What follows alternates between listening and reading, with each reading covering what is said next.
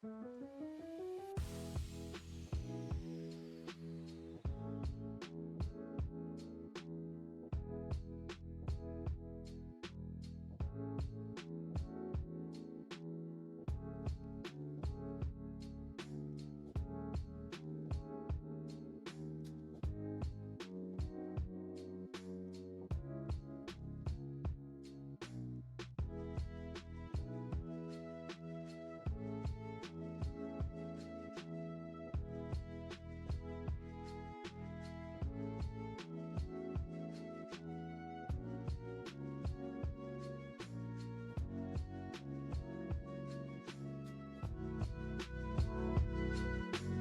friends.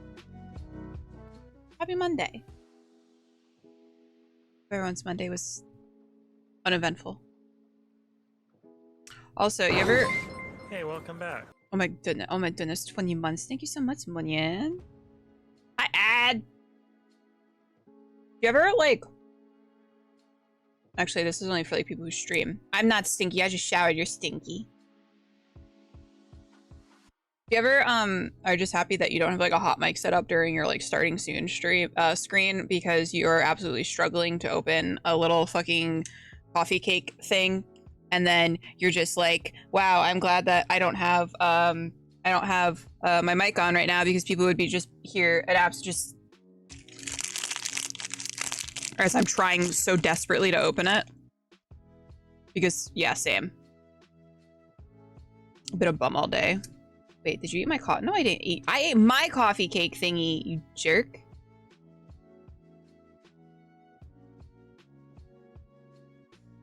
Ad, you deserve to be a bum. You need to be a bum for a little bit. I'll get ready with me, Miri is.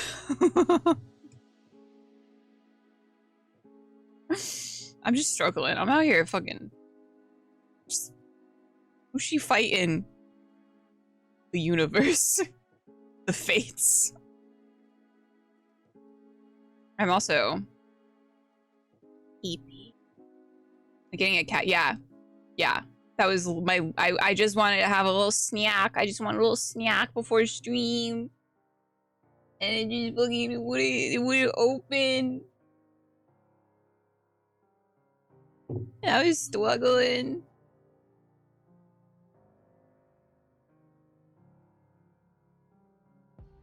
And Saturday and Sunday I hit. That's like inhumane. That's terrible. No, thank you.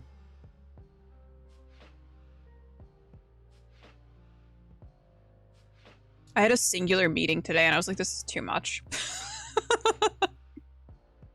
It's like, this is... I'm done. But today we're gonna be doing we're revisiting one of my favorite games from 2023, which was I was a Teenage Exocolonist. Like literally, I think about this game. Oh, hi Cleve. Hi, little baby. I think about this game at least once a week. There's just like something about it that just like speaks to my soul. And ooh la la. I kind of want to actually make a game based off of this, like a TTRPG. I'm thinking of doing like some sort of like TTRPG or like mini series or even like a one shot based off of this game.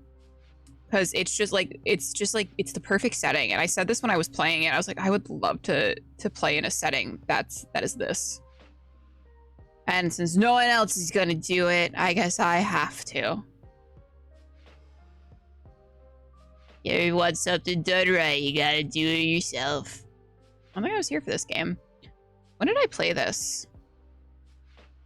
Let me see when I last played it.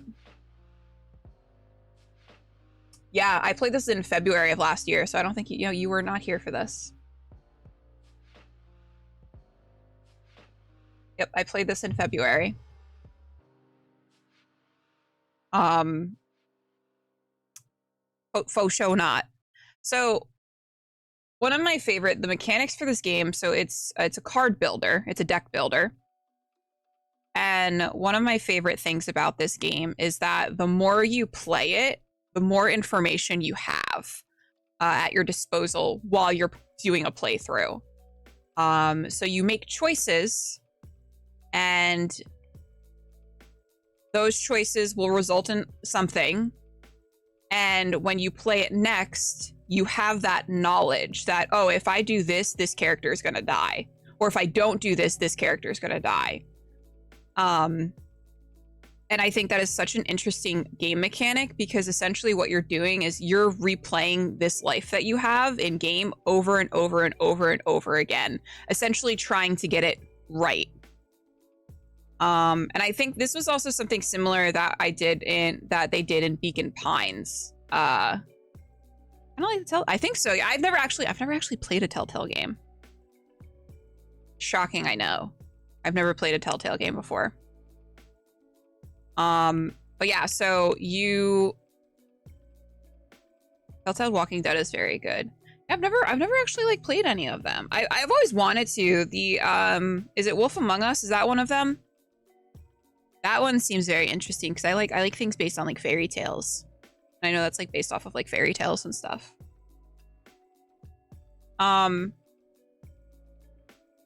Yeah, I like this game a lot. I only ever did one playthrough of it, and I had intended to do more, but then I got kind of sucked into like doing other games. And like the art for the game is so lovely. And y'all know I am like a big like art person. If art for a video game is trash, I don't care how good the game is, I cannot play it. That's like one of my like sticking points for games, is if like the graphics are like, not even if the graphics are bad, if I just don't like the art style of the game. Graphics could be bad, but like if I'm jiving with the art style, I'm into it. Yeah. I think we're just going to get started with it. We're going to open it up. We're going to see what I think I'd started playing a save off stream, and I'm wondering if I can like restart without actually restarting.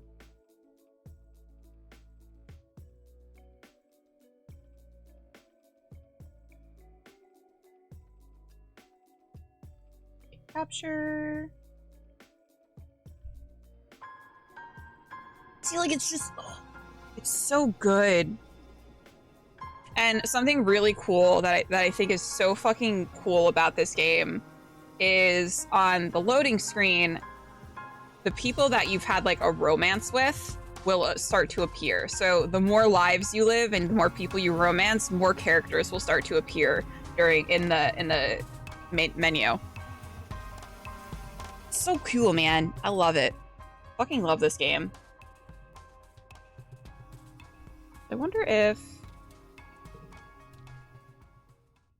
I do a new game, wake up again. This game deals with mature subjects and may not be suitable for all players. Please see our content warnings in the system menu for a detailed list of themes and events.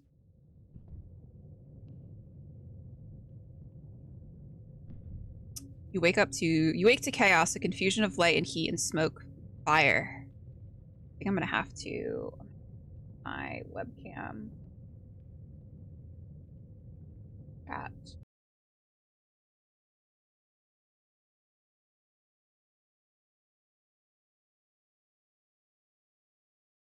I think put over here, it should be fine.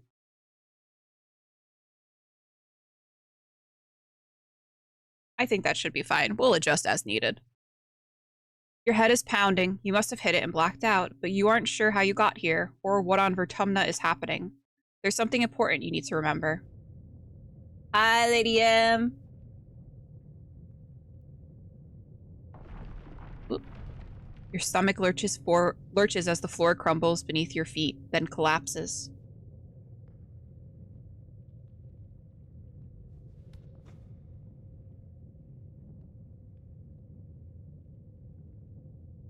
Your body aches and your eyes burn from the smoke. A figure appears through the flames. It's your friend. Your friend. Wait, why can't you remember her name? She's gesturing and shouting at you, but all you hear is ringing in your ears.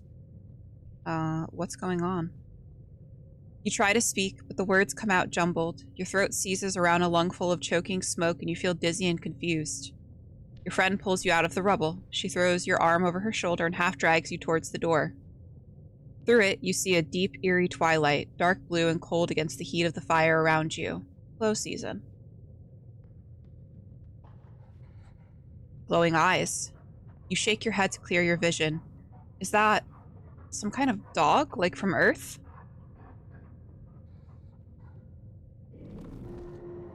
Not some kind of dog. The creature howls and lunges, its jaws open.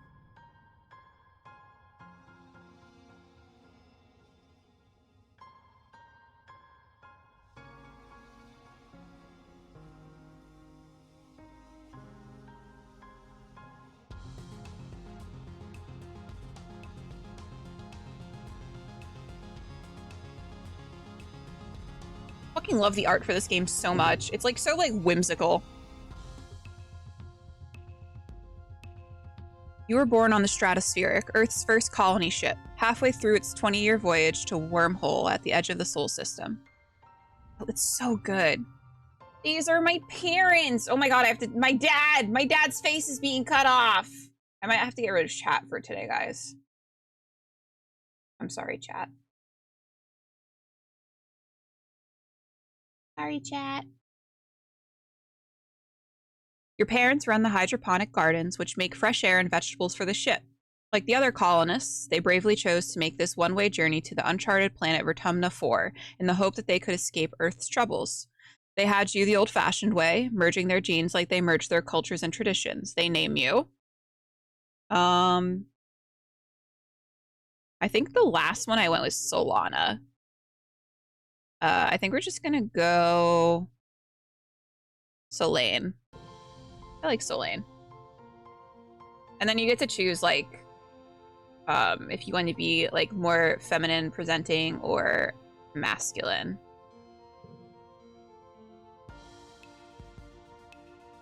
I want to be a Guile.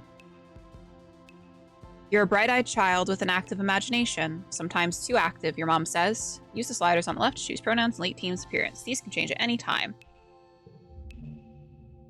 I'm just a little guy. Your earliest memories are of your 4th birthday. There's a big cake with a neat hollow effect that looks like fire, but when you reach out to touch it, all you get is a handful of icing. Yummy. Your favorite present is your mom's gardening trowel, an animal book from your dad, a doll from Antecedent, Captain Eudicott's old hat, a learning tablet from Professor Hal, a sports ball from Security Chief Rhett. So in my last playthrough, I went like full jock. Like I went like, I think I maxed out all of my physical attributes. So I think this time we're gonna go for more, more intelligence based this go around. And we're not gonna try for like a perfect playthrough or anything. There are different endings, and there's technically what most would consider a good ending, but I want to explore all of the different like options. This intro feels very Fallout, kind of. We're gonna do a learning tablet from Professor Hal. Hal does science, which is what runs the ship. He also teaches the older kids. The tablet has some games that teach math using pictures, and it has lots of letters you can't read yet. And we got our first little card. From as early as you can remember, you've had vivid dreams every night. You dream about strangers who seem so familiar, and wide open spaces very different from the stratospheric. Sometimes dreams are bad, and it makes you scared to go to sleep. So every night before lights go out, your dad tells you a bedtime story. You often ask for tales of Earth, a place you've only seen in holovids. Your dad doesn't want to talk about it. How about we save that for another time, he'll say, or maybe when you're older. He prefers made-up stories. Your favorite is? Your dad, though. Listen, he is my dad. He's my dad. But he's a DILF, too. Sir Knight and Princess Petticoat, Superhero Justice Warriors, Future Dog, and the Space Cadets. Stories from about your... Oh.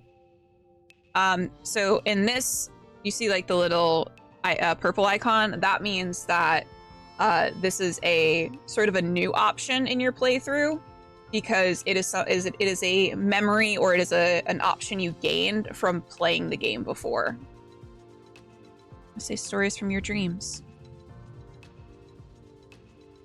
And I think if you, in this game, if you start talking about like your dreams and like how like, and you become a little too obsessed with them in this game, like you get like, I think you get like locked away in like a mental institution, or at least the colony's version of a mental institution. You've always been weird that way. You beg him to tell you stories about aliens called the Gardeners and insist they are real people you've met, or will meet, or something. They're from your dreams, but it seems so real. It's more like remembering. It's hard to explain. Your family doesn't understand, but your dad is happy to play make-believe. Together, you make up new adventures for the Gardeners every night. Every child on the Stratospheric is given one genetic enhancement. By age 6, you see the first signs of yours. I think we're gonna do... Oh no, my lipstick! Come back! We're gonna do Absorbent Brain. I think last time we did Super Strength. Professor Hal says kids learn fast because their brains are like sponges, but when people get older, they can't absorb as much new stuff. Not for you. You're always learning and your curiosity knows no end. The other kids have trouble keeping up with you, but one tries. And this is where we get to sort of pick, I think, our... we get to pick our best friend. I had originally chosen Anemone, who is... this one. This is Cal.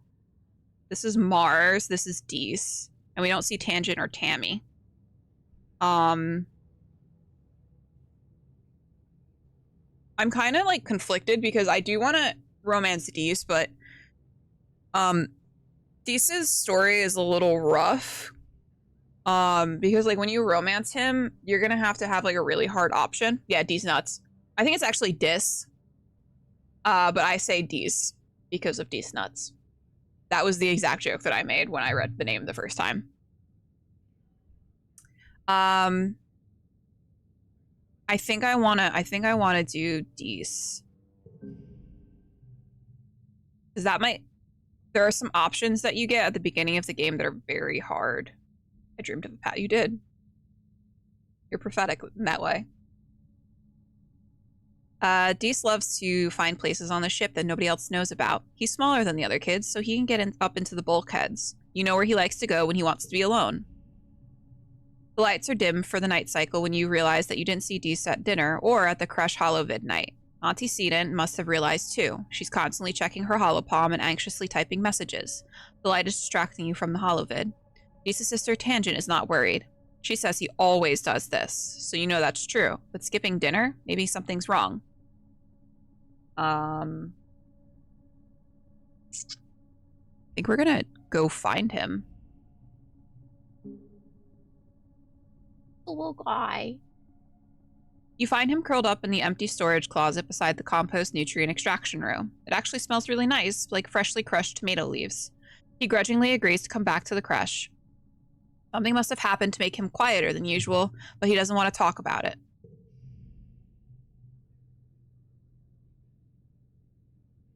I feel like there's going to be a quiet tonight. Not yet. If we finish this playthrough on stream, I will definitely be crying. So it's hinted at. It was hinted at in like the first playthrough that I did that Dees and Tangent's mother committed suicide. So I wonder if that's the point where she had done so. You're 10 years old when the ship finally reaches the wormhole. Professor Hal says it's like a doorway to the other star systems, with the planet Vertumna 4 on the other side. You run emergency drills for months to prepare. When the day finally comes, it starts with a rumble, then things start to slide off the tables. You hurry to gather near the escape pods, just in case. Single file, everyone. Professor Hal instructs you to follow him. You do as he says. I gotta admit, my first thought was him being abused.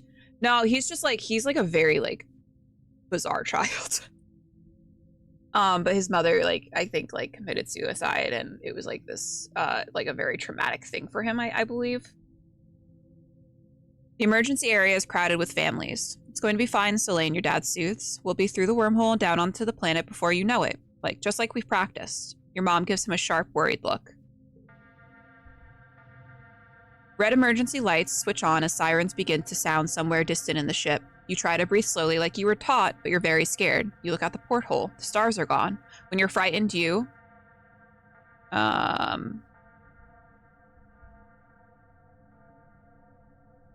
originally just said try to be brave, so we're gonna do... get in touch with your emotions. You bawl like a baby. It feels good. You aren't the only one. Nearby, your classmate Tammy has tears streaming down her cheeks. Mars is trying quietly to console her. She sighs at your cry as your crying makes Tammy wail even more loudly. Your dad puts his arms around you as you let it out. Sorry, Tammy. You wake. The shaking builds. Then everything starts to get very weird. The hallway stretches, and you're stretching too, your arms impossibly long. Your head feels like it's slowly filling up like a balloon and contracting down to the size of an atom at the same time. Is this the wormhole? You hear the distant, ominous squeal of metal giving way as the ship shudders and lurches in slow motion. The weirdest part is a sense of deja vu. You're sure this is how has happened to you before, and you know, somehow, that everything is going to be okay. The shuddering reaches a crescendo. You hear an impossibly loud crunch and feel weightless for a few seconds before gravity slams you back against the wall head first. You black out. As you slip unconscious, you feel yourself twisted out of time. It's today, yesterday, and tomorrow all at once. And more than just one tomorrow. Lots of them. Different tomorrows. You find yourself in a place that you know from your dreams. Tilled fields, dramatic ridges, and a stranger, but also not a stranger, grinning as she grabs your hand. Hurry up, she says. I'm not going to let you miss this. You drift. Did I miss something? I double-click by accident? Gradually, your consciousness reforms. You wake up in the med bay. The med bed under you plays a soft tone and an automated voice speaks. 2 weeks have elapsed. The patient's cranial injury has completed healing. They may now be safely discharged. As the fog lifts from your head, you realize something seems different about this room. It's so bright. You try to focus on the window. Something is definitely different. Sunlight? Instead of the familiar blackness of space, bright light from twin blue and yellow suns is streaming through the... Oh, I just realized that it's blue and yellow suns, and then the character's color scheme is blue and yellow. Derp derp. You peer out and see fields, glass-walled domes, and walls ringed by giant mushroom-like trees. There are construction materials everywhere and people walking around outside on the ground. You better go out there and join them. We're gonna cautiously step out.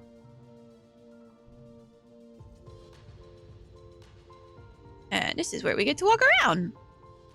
Oh, Tammy jumps as you step out of the ship's quarters behind her.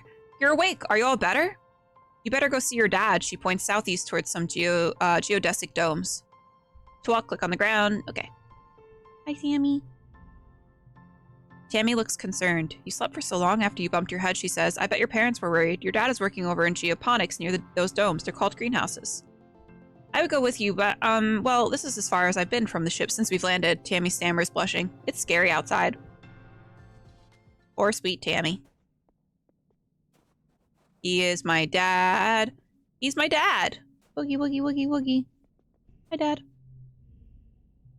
Selene, your dad gives you a big warm hug. I'm so happy you're finally awake. Dr. Instance thought it'd be the best to keep you asleep while your noggin healed. Your mother and I thought you might sleep away the whole year, my snoozy little gooseberry.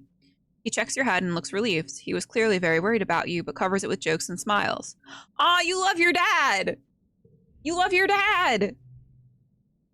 Welcome to Vertumna, he says, gesturing around you. You've never seen the stratospheric from the outside, except in pictures.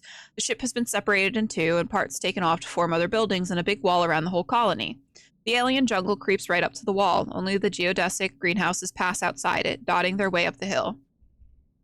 It's beautiful. How did you do this so fast? What's outside the walls? It's outside the walls, Dad. Tell me.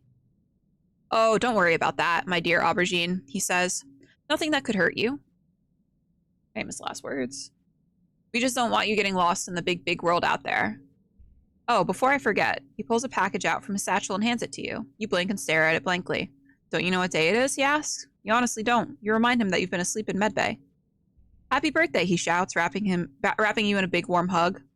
Your birthday already? You feel a dizzying sense of deja vu. He did call me he's a gardener. He called me his little aubergine. You stare hard at the wrapped package. You know exactly what's in there. You remember it. No, you dreamed about this package some years ago on the ship. Inside will be a small medallion in the shape of a sun that your dad made by hand.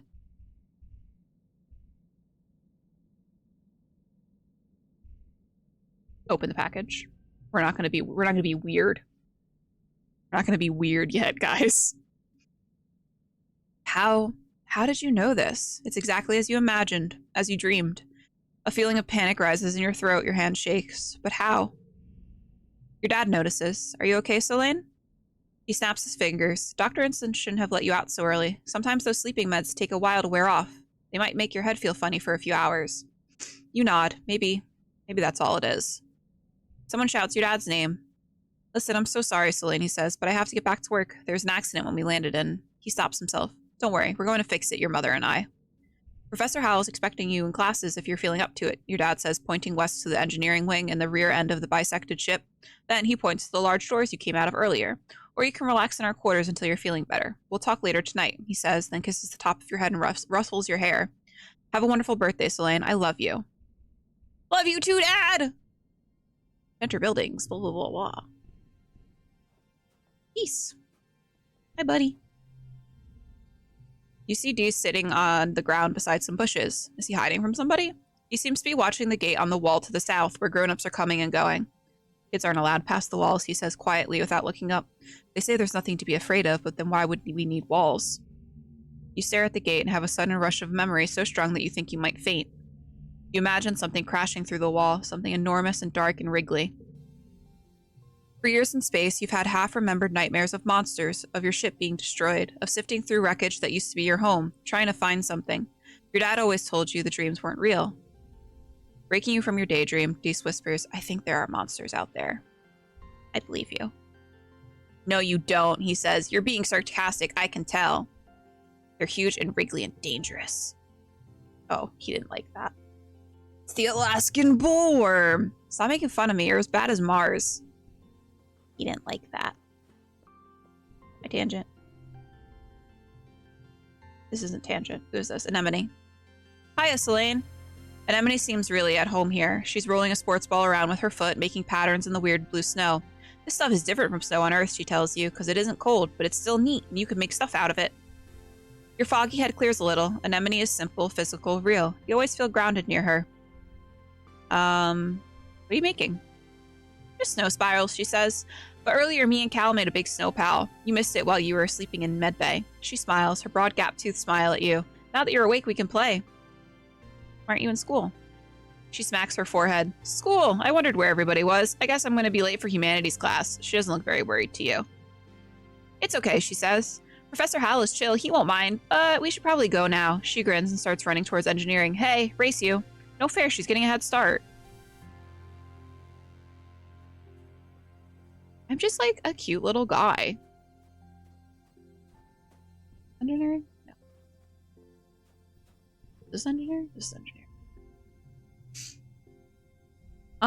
We're gonna study life sciences. Also, there's like a cute little like anime AI girl. That's a thing.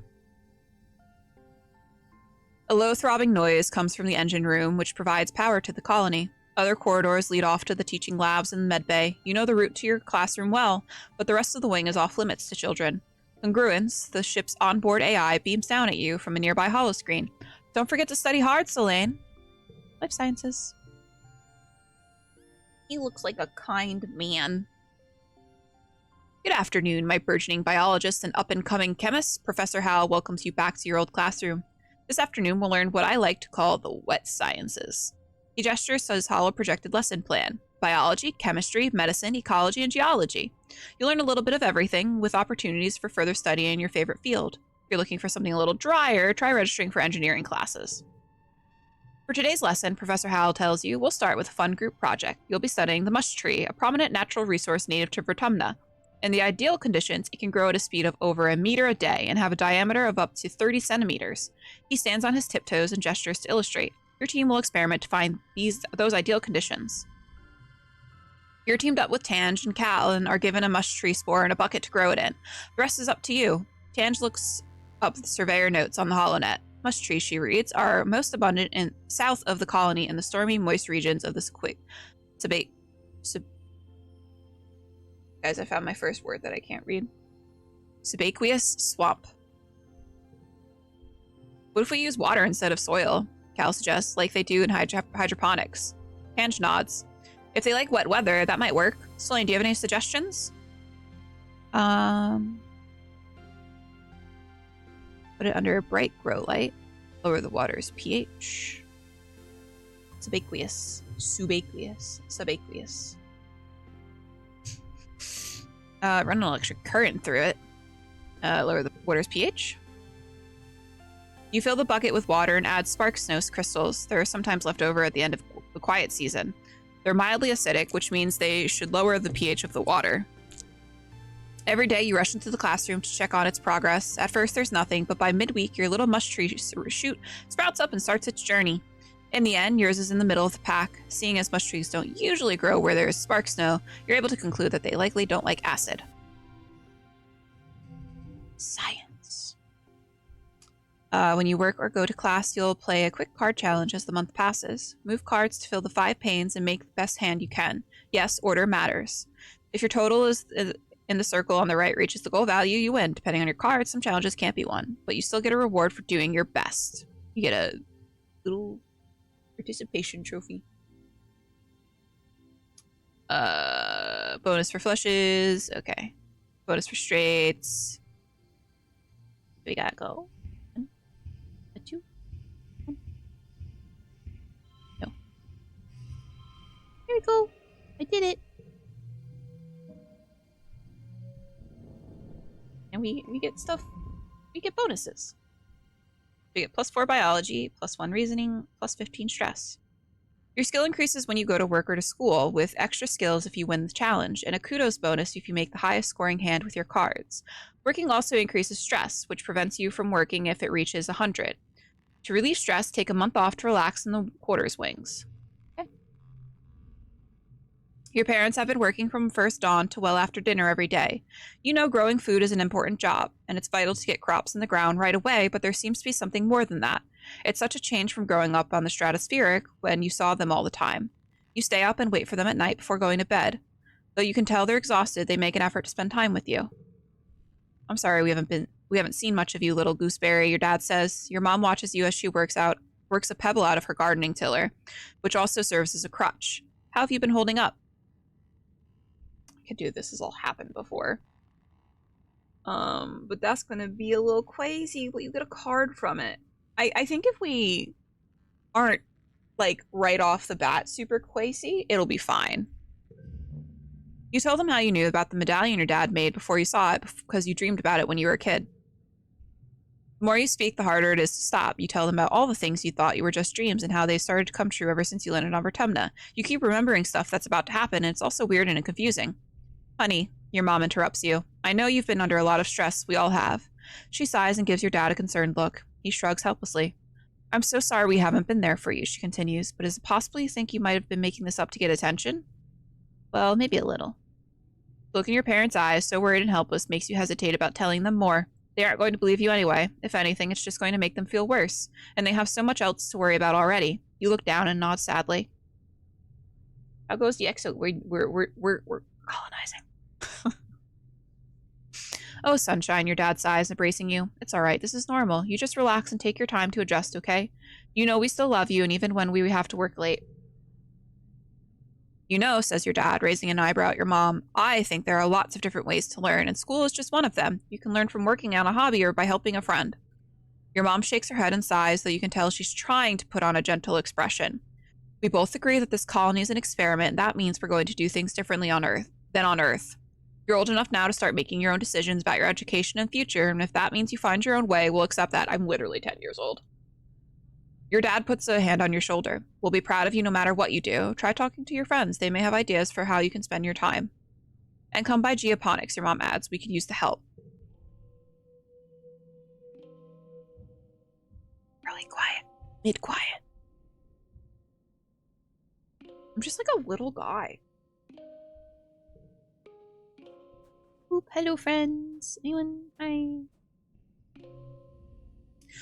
Anemone is bumping a sports ball with her wrist, trying to keep it in the air. Heads up! Look out, a ball is flying towards you! You flinch and jump out of the sports ball's way as it careens past your head. Whoa, that was close. Anemone doubles over laughing. Nice save, Selene. She giggles, jogging over to pick up the ball. Haha, not. Want me to show you how to do it? I don't like sports ball. What? She exclaims, looking shocked. No way, there's nothing funner. How can you not like fun? You just shrug. Anemone sticks her tongue through the gap in her teeth. Well, you should come play sports ball with us anyway, she says. You could play goalie, it's easy. But balls will fly at your head a lot.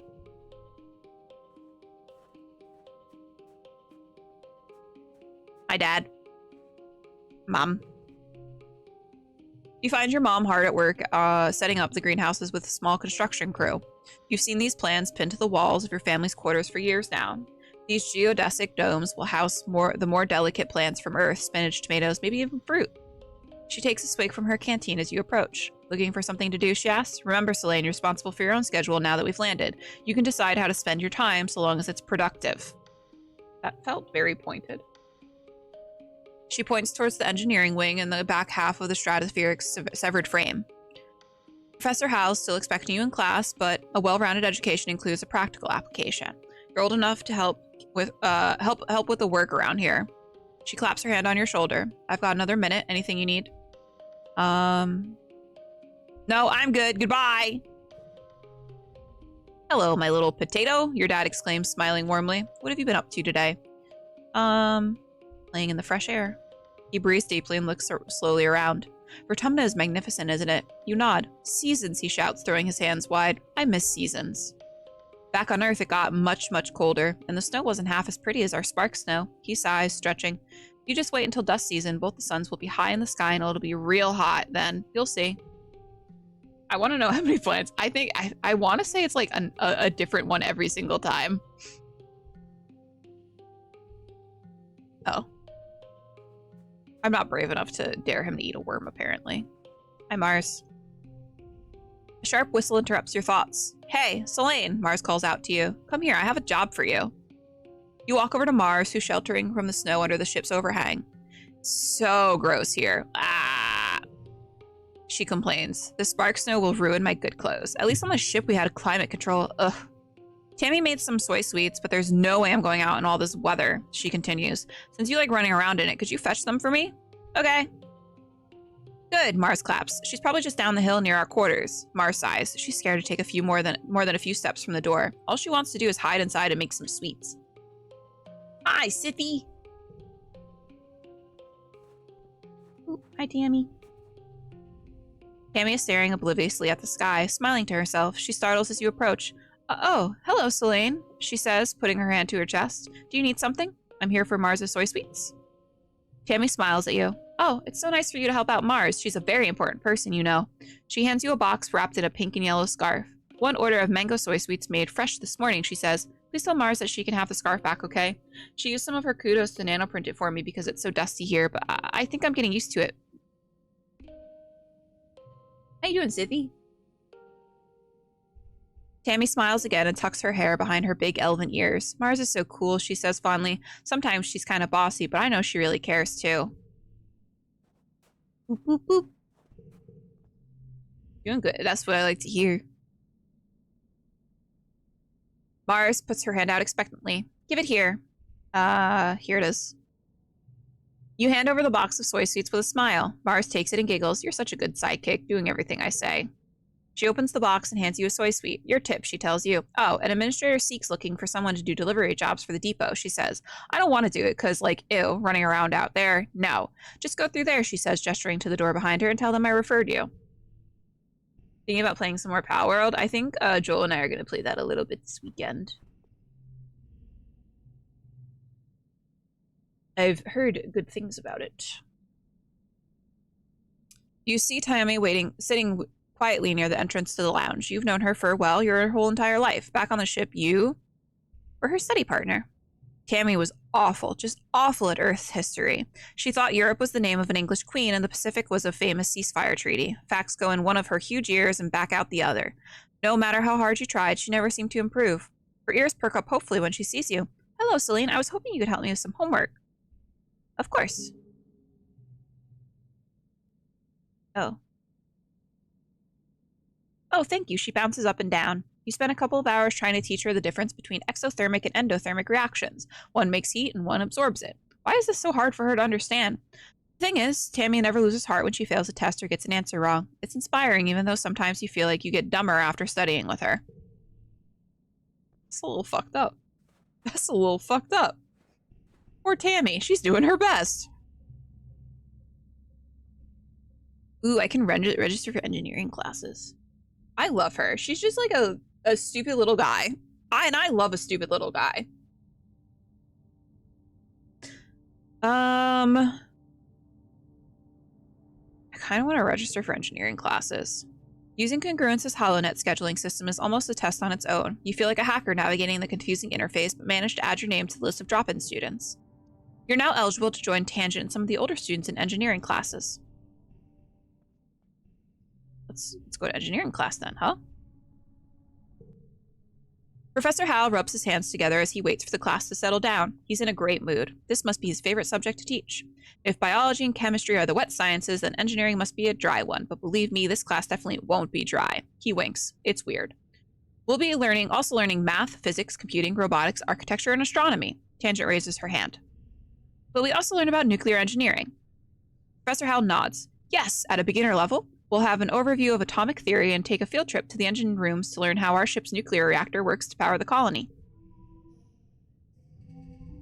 Our capacity is limited, but she's trying. She's just like a bimbo, you know? Just a cute little bimbo.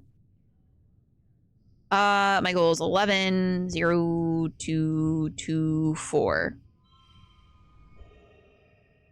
I don't want to use that. Yeah, +3 engineering, +2 reasoning, +3, and then I friendship with Tangent. This week you had a few more bouts of deja vu, remembering what somebody is about to say or do just before they do it. Sometimes they actually do it, but not always. This morning you were sure Professor Howell was going to trip on an uneven floor in the cafeteria and spill his plate of hash browns. You even told Mars to watch. He didn't, though. As Professor Howell walked away, his hash browns safe for the today, Mars called you a liar and a dummy. At night, oh no. At night, your dreams are all mixed up with stuff that you know can't be real. You're chased by monsters the size of buildings, only to be saved by strange people you've never met. You're holding hands with someone you love. You're crying as you help lift a shrouded body into the colony recycler. Everything seems so familiar, but when you try to recall their faces, when you wake up, they're smeared in your memory like wet paint. This is Tammy.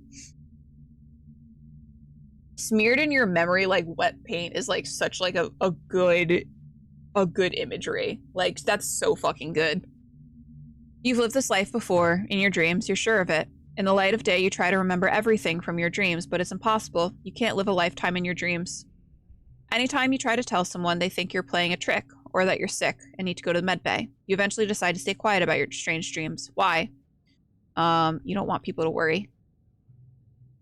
Your parents have so much on their minds already. You have a feeling that something is happening in geoponics that they don't want you to know.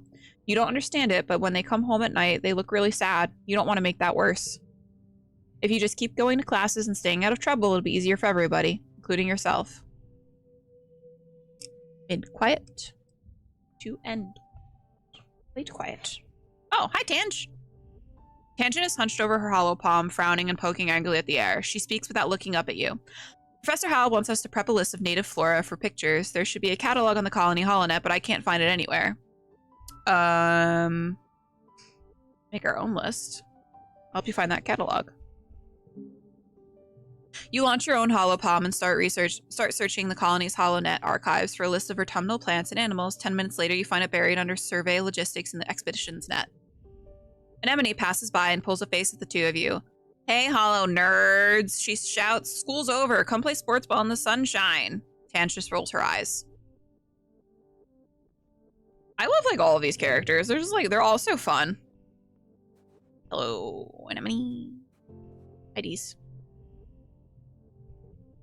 I'm still not brave enough to make him eat a worm. It'd be like that.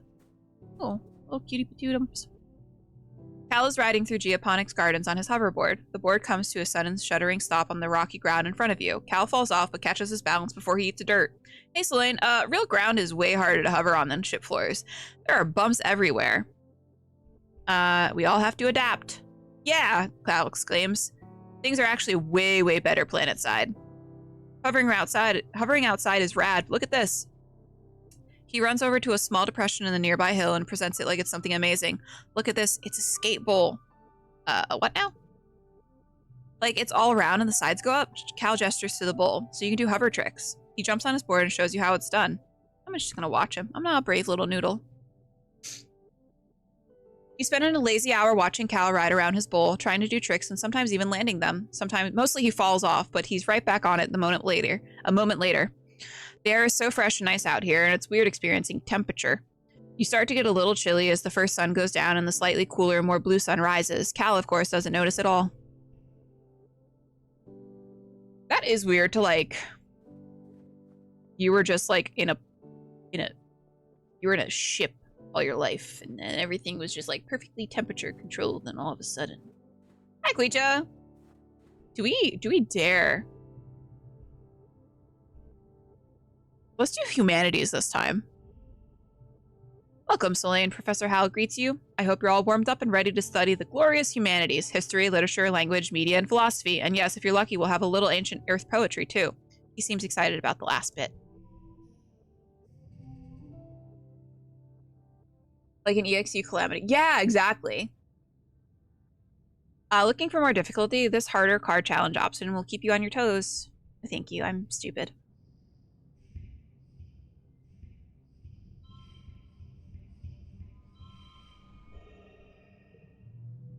Victorious.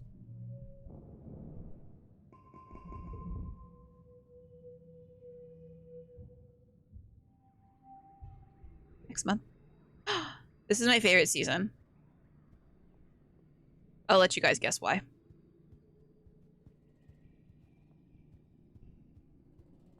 Hi, Dees.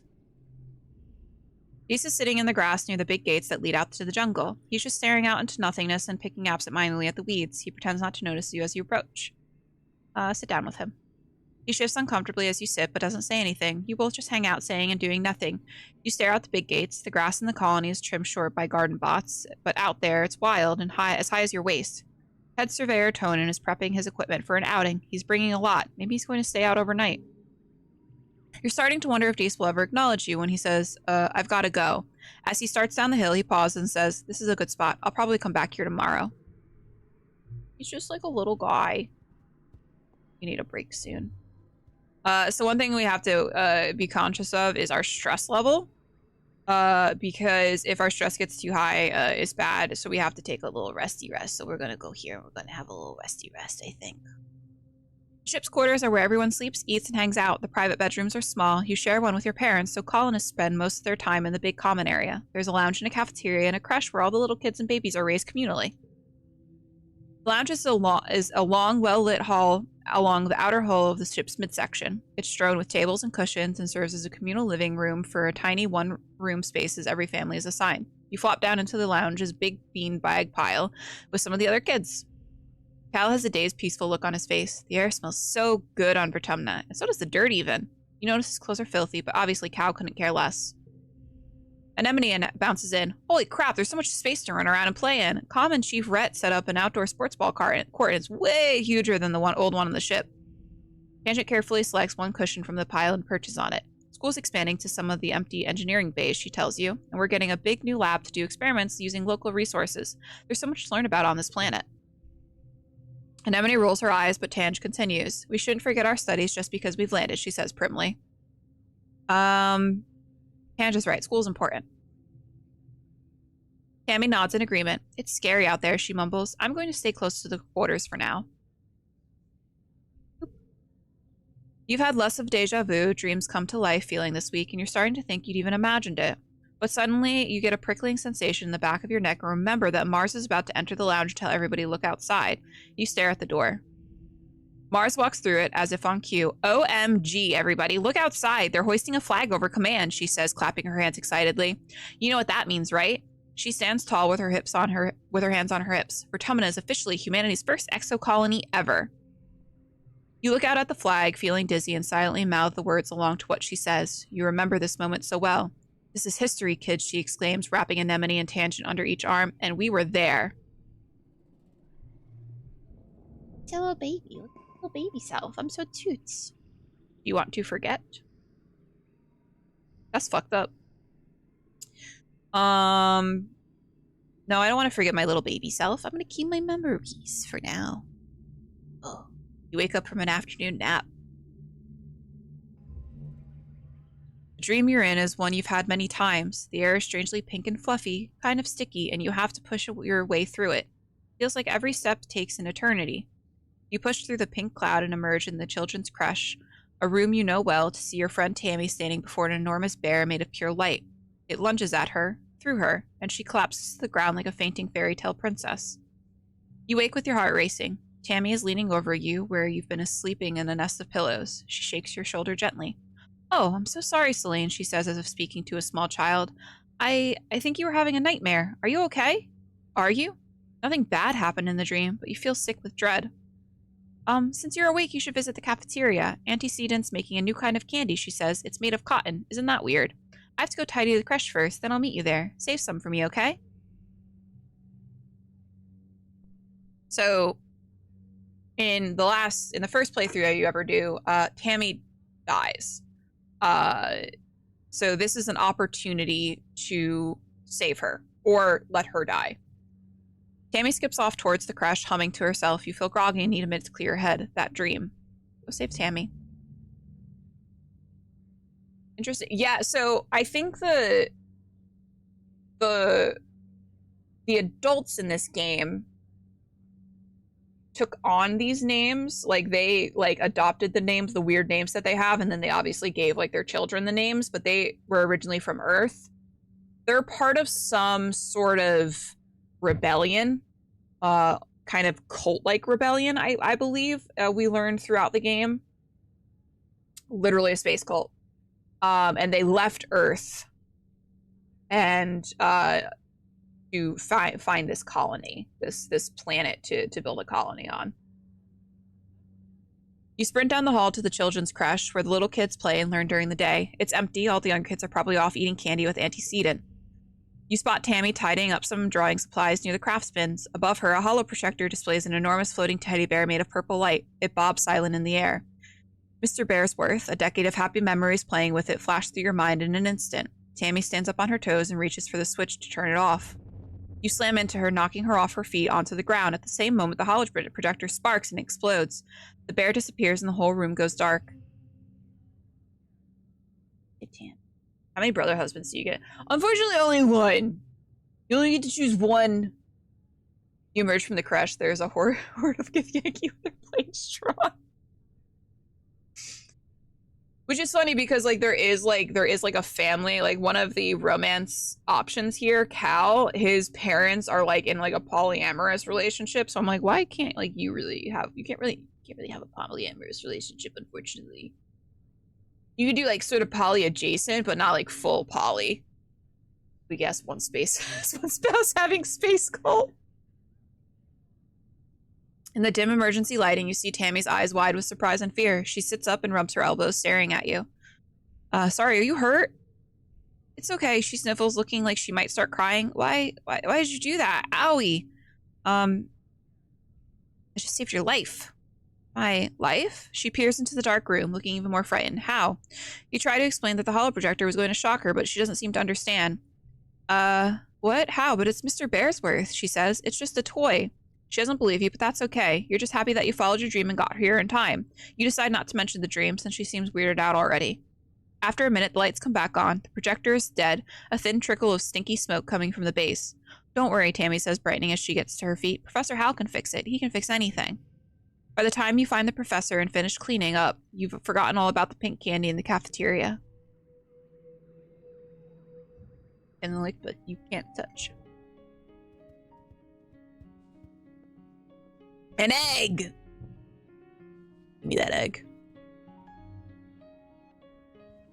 Hello, father?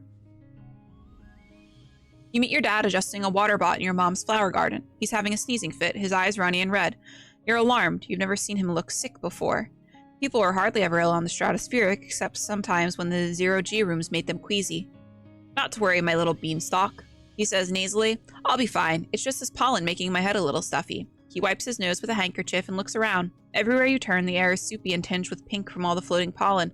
On Earth, your dad tells you, we used to call this hay fever. Even though it had nothing to do with hay, your mom cuts in, carrying a large bouquet of flowers.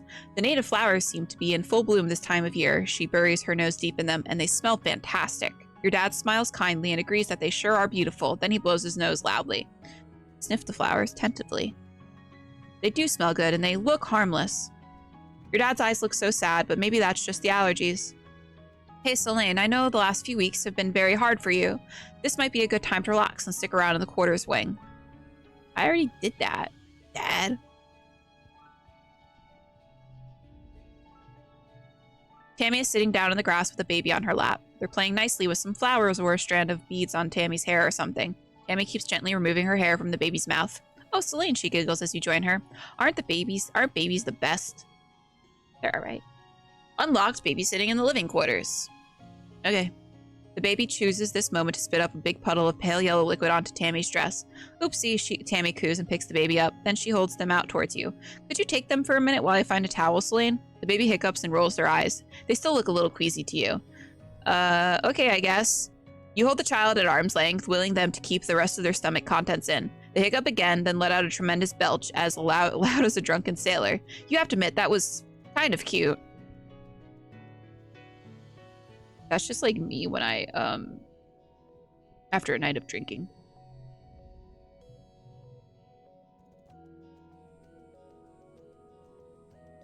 What do you mean she just has a baby with her? Where did you get this child, Tammy? Whose is it? Don't worry about it. Don't worry about it. It's fine. It's alright. Mind your business, okay? Sometimes the babies are just, you just find a baby and then you just take it and go sit outside with it. I'm weird about this. Oh, this is a cult. Yeah. Yeah. I don't... Does he like the eggs? Hey, do you like the eggs? No way. Do you like eggs? Strange devices. No, he doesn't like eggs. Who likes eggs?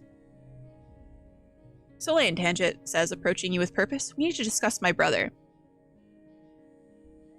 Who? Dees? You mean my buddy Dees? Dish. Yes, Dees, she says impatiently. I need you to figure out where he's been disappearing. Ever since we landed, I barely see him anymore. He doesn't even come home at night sometimes, and She trails off and looks at her feet.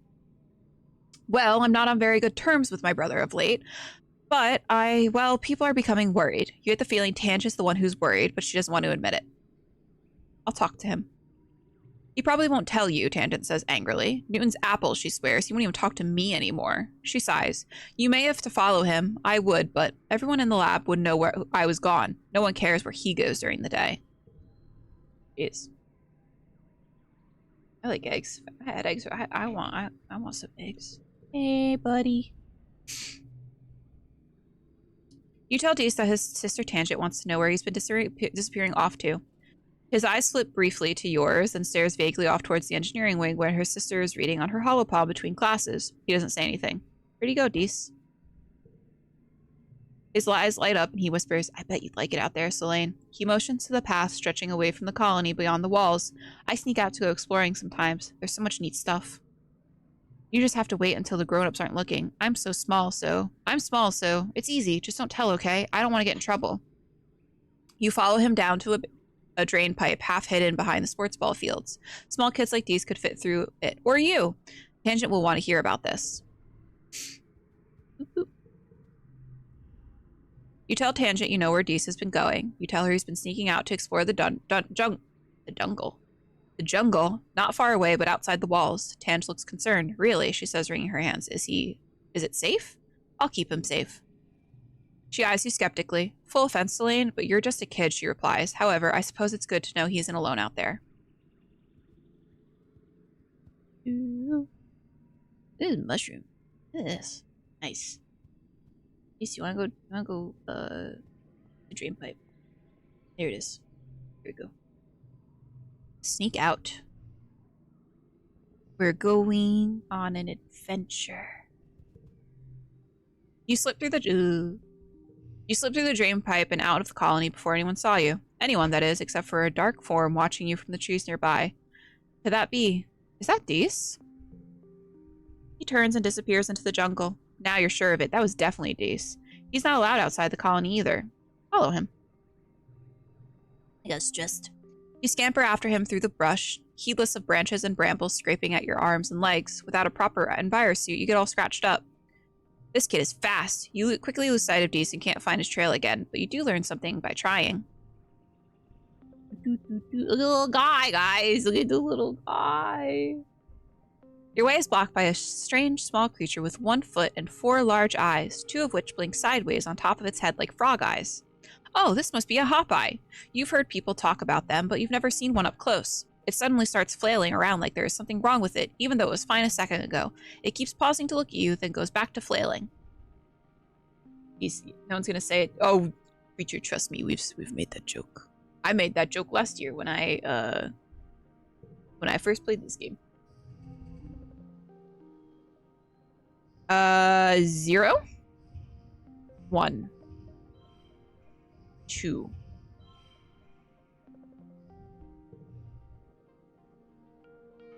Next round.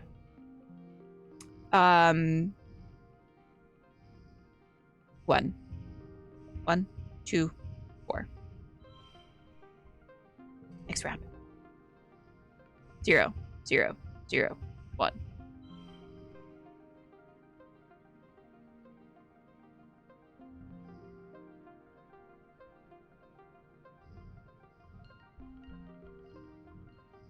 Right.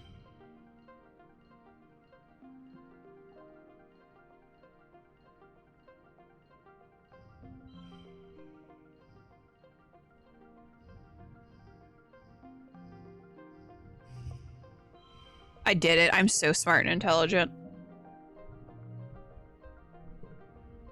You stop trying to get past it and just listen. Oh, you can hear little squeaking noises from nearby. It's probably warning you away from its nest. You carefully avoid the nest while speaking in a soothing tones. The agitated little guardian titters warnings at you, but eventually lets you by. I'm sorry, little guy. I'm just stupid. Time passes. Give me some mushwood. You. Plants grow fast during pollen. They've choked the path here, and you can't see an obvious way through. Push past through the plants.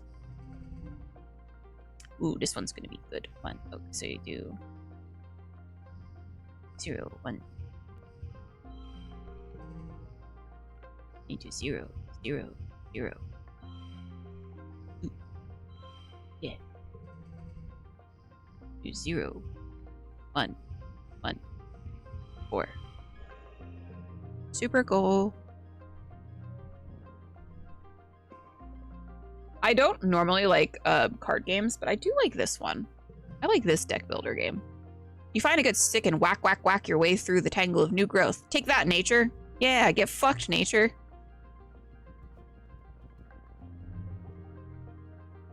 At the top of a rise off to the east, you think you spot someone watching you. They're dressed in black. Is that Dees? They look way too tall to be Dees. Maybe another surveyor. You blink and the figure is gone. Must have been my imagination. Hike over and look for clues. You bushwhack down into a valley and up the other path to where you thought you saw them standing. No signs of a camp or anything obvious like a dropped pack. No note saying I'm watching you, signed mysterious figure. Spooky. He's spooky.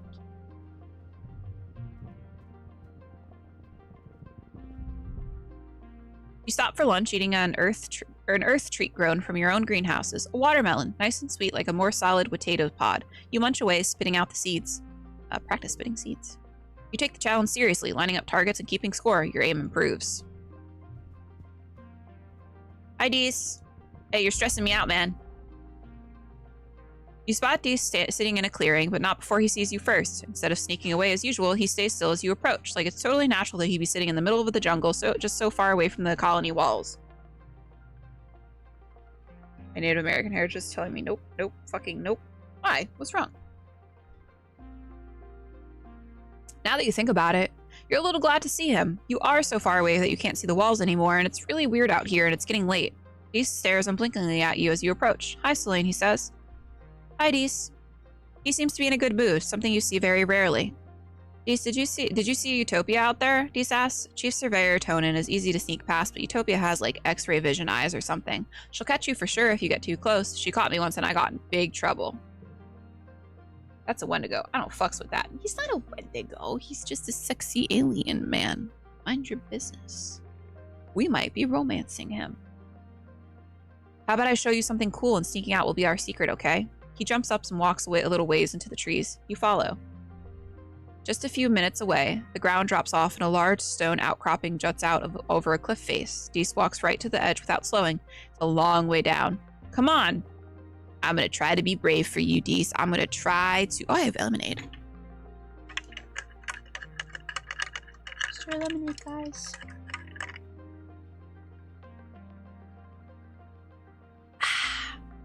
Just... Oh, this one's going to be bad. This one's going to be bad news bears for me, guys. We'll do 0... 1, 4. Oh, we need to get 10. 0, 1, 2, 2. Wait. Nailed it.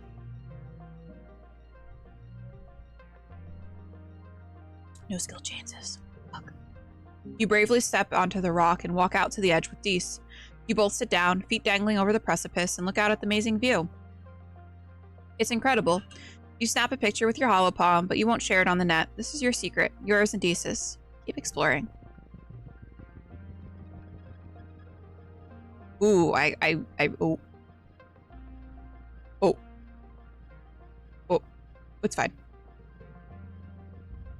Hey, buddy. He's gotta learn. There in the clearing, the most majestic... Chill.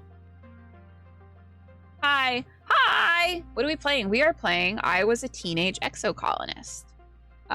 It is a deck building game with RPG mechanics in as well. And it's about your life as a teenage exocolonist. And it's very good and it's very pretty. I highly recommend it. It was one of my favorite games that I played last year. It's like a unicorn from your dad's storybooks, but with leathery reptile skin that shines when the light hits it. It moves so softly, like it doesn't even disturb the ground. It could be dangerous, but you want to see what it does.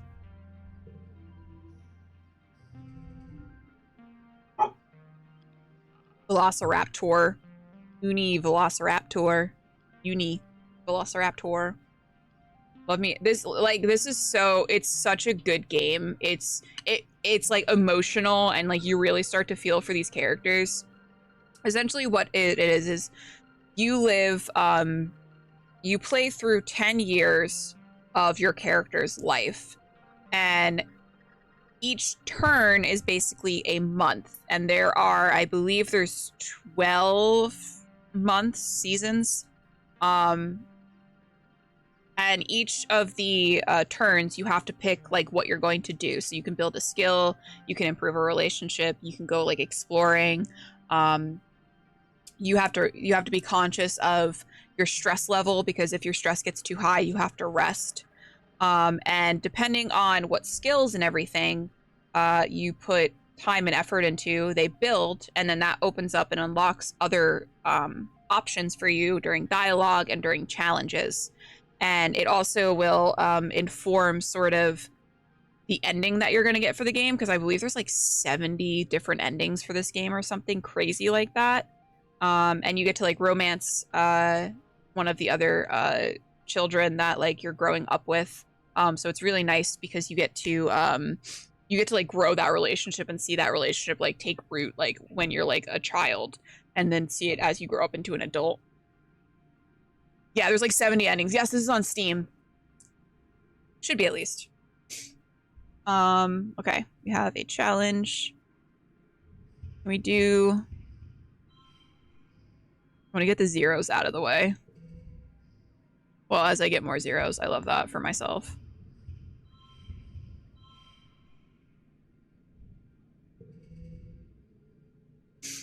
But yeah, so like there's different So there's different you get different career endings. There's a lot of different it's a different mixture of endings. So you get career endings.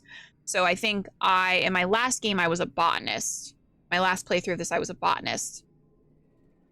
And then you get endings depending on who you romance, and then you also get endings depending on choices that you've made in terms of like in-game stuff. Like situations that have happened. I don't want to like spoil anything. And another really cool feature that I was talking about earlier in stream is that so you start with your initial playthrough, and some of the things that happen in that playthrough you have no control over. So there are going to be characters and things that happen. There's going to be characters that die and situations that occur that you have no control over. And then in your subsequent playthroughs, you carry that knowledge with you. So just before what happened is I knew that a character was going to die and I knew how to stop it. So I saved her, even though in my last playthrough I wasn't able to, but because in my last playthrough I knew that she was going to die in this place and this is what happens, I was able to save her in this playthrough. So it's like you're living through all of these lives and you have a chance to keep changing and learning from the lives that you play through while playing the game. Reminds me I'm not I know, right? Yeah, this is like it's such a good game because it just it really pulls at they did such a wonderful job writing this game as well, like with the characters and the situations. It's hard not to feel anything with this game, for me at least.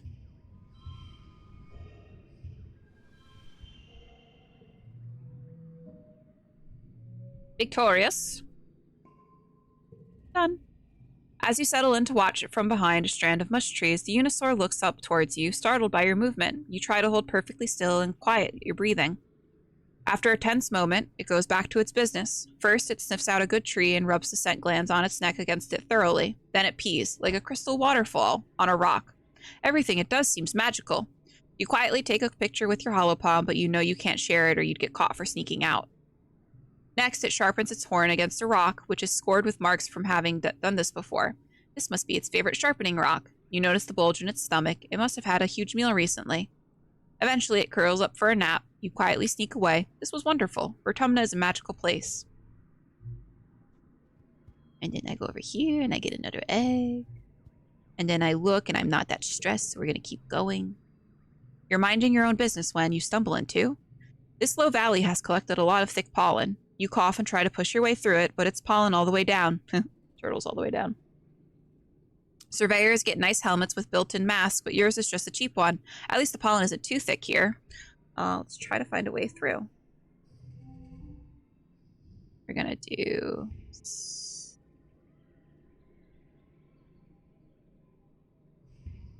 I guess we'll do 1, 2, 2. Dude, it's so...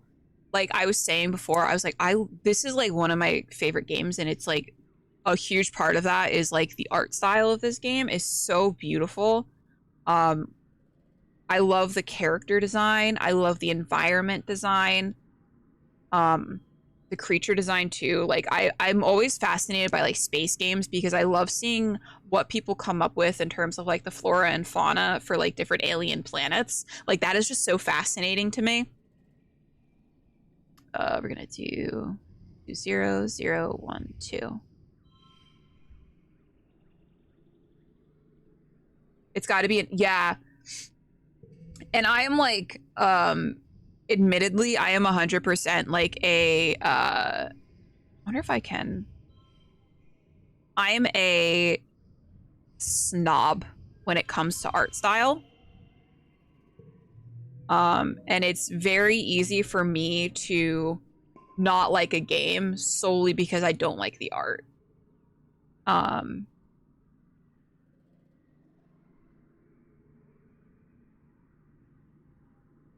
I'll be honest, before you landed, I was kind of mad about the art, but once I realized it's an environment you can move around in, it was a huge difference. Yeah, right, because it's like you can like move around and see it's so good. It's beautiful.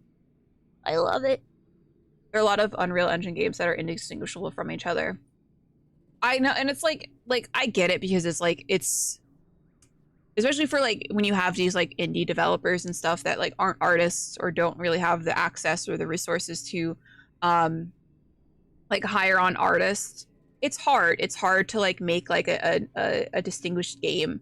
um so I get it, but man, like there are some games that I look at the art for it and I'm like, fuck, like that's so good. Blech, this pollen makes your face itch. It makes it all the better when you find a route to a higher ground and come out of the worst of it. I'm getting stressed out. Ooh, mush tree. And these little things that I'm picking up, like the little stuff in the environment, those can be used, like they can be used when I do the card challenges. You come across a cluster of mush trees. They're not fully grown yet, but they're still pretty big. It might be a good idea to harvest them before they get all gross and mushy during the rain season. If you're older, you could probably cut them down and get some kudos for them. Give them a friendly pat. You like the mush trees. You give one a pat and are surprised when it moves under your hand. It's not a tree, though, but a camouflaged creature lying against the trunk. It's small and looks a little like an octopus or a starfish. Lots of long legs wrapped around the tree like it's giving it a hug.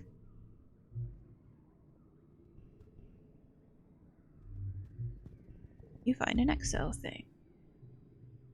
Yeah, at least they're creating something. You let your mind wander as you're walking and bumble straight into a field of gelatinous blob grass. Totally transparent, the sticky fronds are hard to see, but even harder to ignore, especially once they start glomming onto your boots and slowing you down. It's like trudging through a thick mud. You stubbornly decide to keep going, paying close attention to the visible signs this bobgrass field. And there aren't many, just an absence of other vegetation. And then I'm gonna actually do 1, 2, 3. Let me do 0, 1, 0, wait, 1. 1. Yeah, that's fine. We'll work it. We'll work it out in the end. 0, 2, 4. We did it.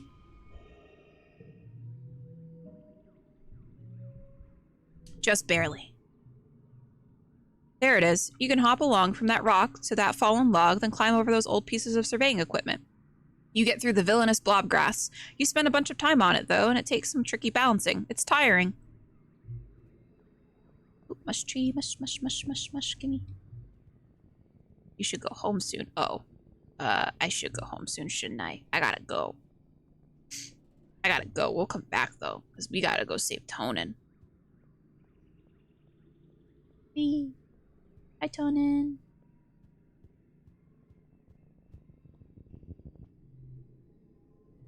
Go home.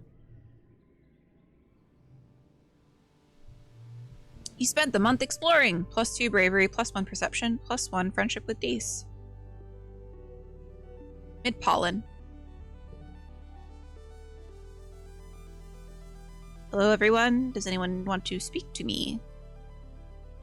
Does anyone have anything to say to me? No? We're gonna go back out. Oh, wait, we can't. We're fucking... We gotta chill. We gotta relax. Let's relax. You spot Deese listening to music and ask what band. He shares his playlist of something he calls post-punk, mid-21st century. It's kind of whiny, but it sounds nice once you get used to it. That sounds like pop punk, honestly, to me. Do you want to forget? No.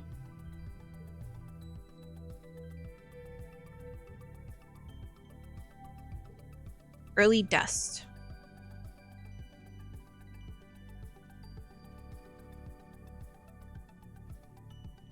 Hello, family.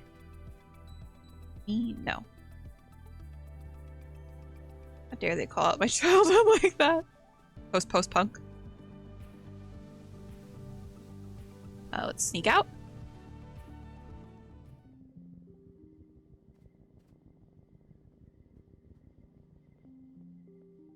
Colony outskirts.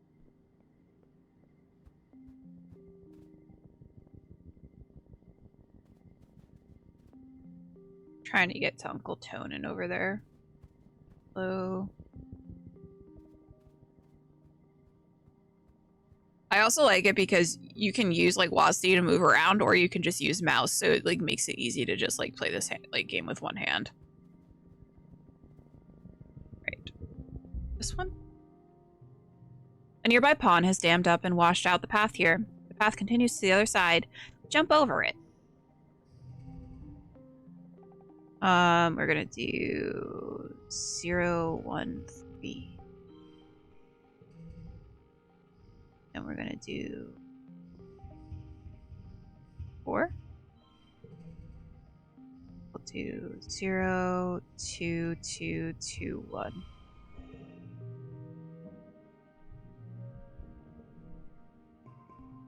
You bravely fall in and get wet. You flounder towards the other side, soaked but victorious. Hi, Uncle Tonin. Hi, buddy. You spot Uncle Tonin, Chief Surveyor Tonin, that is, bumbling about, preparing some automated survey equipment in a clearing. He's very cautious, jumpy even, but he's making a lot of noise. Every few minutes, he'll pause to listen and check his surroundings, then go back to banging away. He shouldn't be hard to avoid if you don't want to get caught sneaking out. Past him. It does look like Caduceus. 0. It will do. Yeah. Let's use that one last time, and then we can do 1, 2, or 4. 0, 2, 1, 1, 2. +1 perception. You sneak past Chief Surveyor Tonin easily, walking while he makes noise and ducking down when he stops to check his surroundings. Time passes. Street.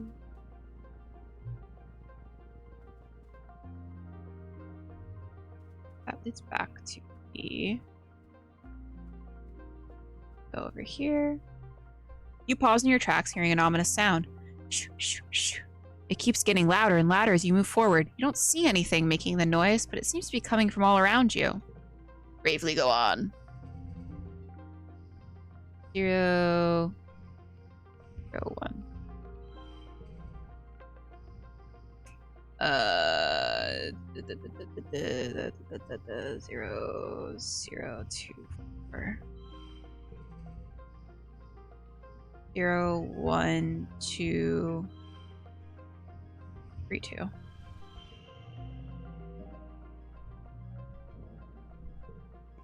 Yeah, it's just alien crickets. Phew.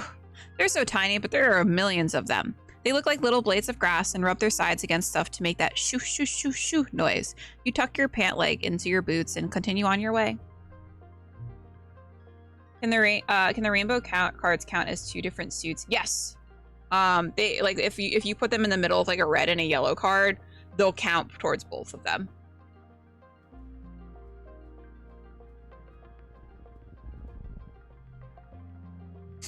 Ahead of you on the road curves right, and there's a steep hill going off to the left. You bet there's a really great view from the top of it, but it's going to be a scramble to get up there. Hike up it.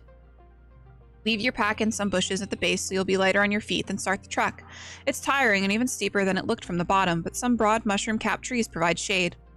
The view from the top is spectacular. You can see all the way to the colony walls in one direction and down to the little sawmill in the other. Then you spot it, the rock. The most perfect boulder you've ever seen, teetering right on the edge of a slope you just climbed up. It's almost as tall as you are and must weigh at least 2,000 kilos, but it's practically teetering there. You think with enough muscle you could push it over. Not today, Rock. Not today. Let's see. Do we have anything else around here? I think that's it. I think we can head back to the colony now. The good thing is if you choose a lot of good... Oh, we can do this one. If you choose a lot of good options while you're out exploring here, you can usually finish the exploration bit outside of the walls within like 1 or 2 trips.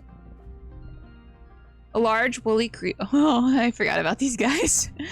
A large woolly blue creature is Floating here, a meter off the ground. It seems to be upside down, which is causing it some distress. Its segmented legs kick uselessly at the air as it tries to right itself. This must be a float cow. The colony is working on domesticating these, though you haven't seen one up close before. Her slitted eyes look at you imploringly. She makes helpless lowing noises and tries again to flip over, but she can't. I don't want to pop the float cow. I'm gonna leave it. I don't want to pop it.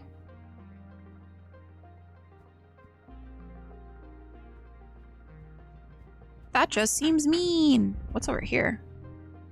You leave the path. Okay. Yeah, let's say watch what they're doing. Yeah, okay. Oh, these are the guys that are doing the mush trees. Doop, doop, doop. Okay, I gotta go back. You sneak up to the expedition's office at the colony gates. Nobody has seen you yet. The lively hustle through the gates kind of makes you miss your friends inside. We're gonna. Oh wait, no, we're gonna go home. Yeah, we're going home. Let's go home. Are you sure? Yes, go home. Yeah, I really love the. You'll note that there's a lot of like mushrooms. It's very interesting. A lot of the plants and stuff are sort of fungi based. You crawl through the big drainage pipe behind the sports ball pitch, carefully sliding the metal grate back into place behind you. Carefully check that the coast is clear. Good thing, too, because Uncle Tonin is passing by on his way to the garrison. You curl up in the shadows and wait for him to leave. That was close. You're back!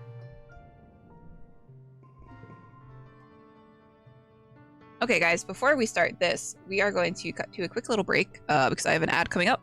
So I will be right back. Stick around as we continue playing one of my favorite games. Okay, goodbye.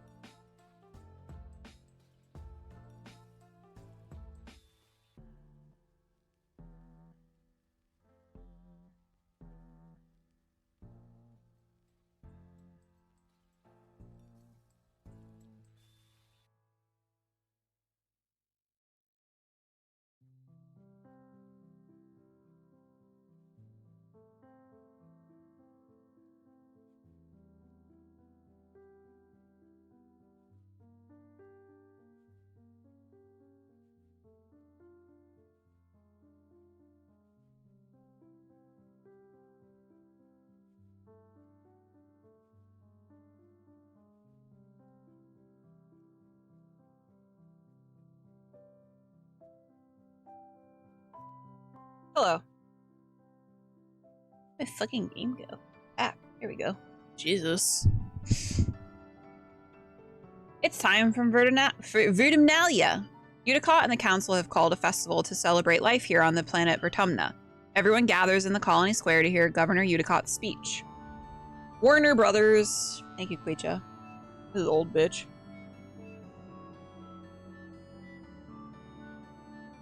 In Earth's history, Uticott begins and then clears her throat and waits for everyone to quiet down. Ahem. In Earth's history, Vertumna was known as the god of seasons, change, gardens, and fruit. It's no coincidence that our forebears of the Vertumna Project chose to take on such an auspicious name in the hopes of seeding future bountiful seasons of humanity. We will continue this tradition of Vertumnalia, a midsummer festival to celebrate our Vertumna, this lush planet upon which we find ourselves today. Wow. Why she look like that? She do look like that cat emote, though. She do. Everyone cheers and applauds. The members of the council all get up on stage one at a time to give their own short speeches. Governor Uticott announces each one. Governor Uticott, command. Chief Administrator Seek, command. Security Chief Rhett, garrison. Chief Engineer Instance, engineering. Chief Cultivator Flulu, geoponics. Chief Steward and antecedent. Orders. Chief Surveyor Melatonin, expeditions. When it's your mother Flulu's turn, she announces that tonight you'll be eating some of the very first crops grown from Vertumnan soil. Your eyes go to the feast table. Aboard the Stratosphere, it would have been mostly soy-based food from the nanoprinters, spiced up with what precious fruits and vegetables could be grown in the small growing bays. This year, the Earth's plants look even less robust than usual, but they're supplemented by some Vertumnan plants you've come to appreciate. Juicy potato pods and slabs of edible fungi. Uticott takes the stage after everyone on the council has said their piece. What is a festival without festivities? She asked. Professor Hal and Security Chief Red have organized a 3-part competition for the kids. Good luck, children. Which one do you join? Join the science fair. Tangent competes, of course, entering her study of the ship's hydro recycling system. It was previously used to make urine drinkable, but she offers that it could now be turned to new uses. Despite how many times she says the word pee, it's still boring, but she put a lot of effort into it. Tammy has a science project too. She tells you she wasn't strong enough for the strength competition and was too scared to go on stage for the talent show, so science fair it is. You think her experiment was supposed to be putting white flowers in red food coloring to turn them red, but the flowers also all turned blue instead. Tammy can't explain why, and she just keeps blushing and giggling in embarrassment. Flowers are very pretty, though. She tucks one behind your ear for good luck as you prepare to give your presentation. I can't unsee it. Send help. 0, 2, 4. These ones get harder.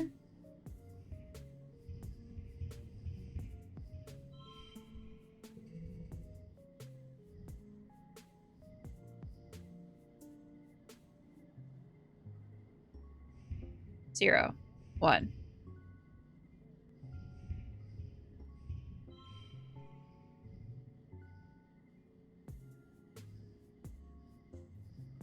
+2 to a card.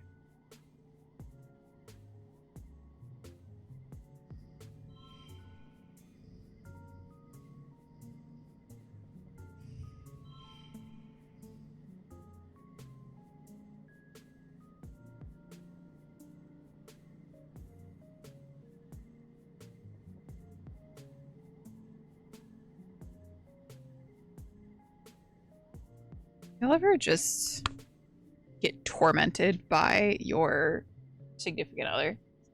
Often, like today, I hear your name out in the wild, in the commercial in this case, because it makes me think.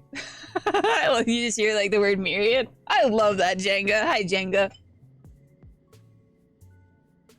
Anyway, you guys ever get tortured by your fucking significant other on a daily basis, and then they were gone for a day, so you told them that you missed them, and then they come back and they torment you more, and you're like, well, maybe I was wrong. Husband. You guys ever just get tortured by your significant other?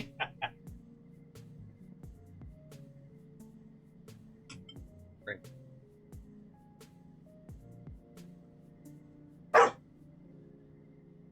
Tell him, Meme. Tell him. So get the fuck away from my mother. Bitch.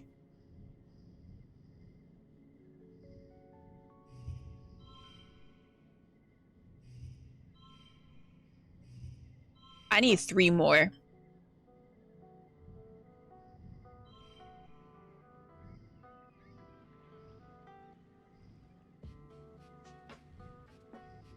There we go. We just had to burn some cards. It's fine. I think Joel is patting her.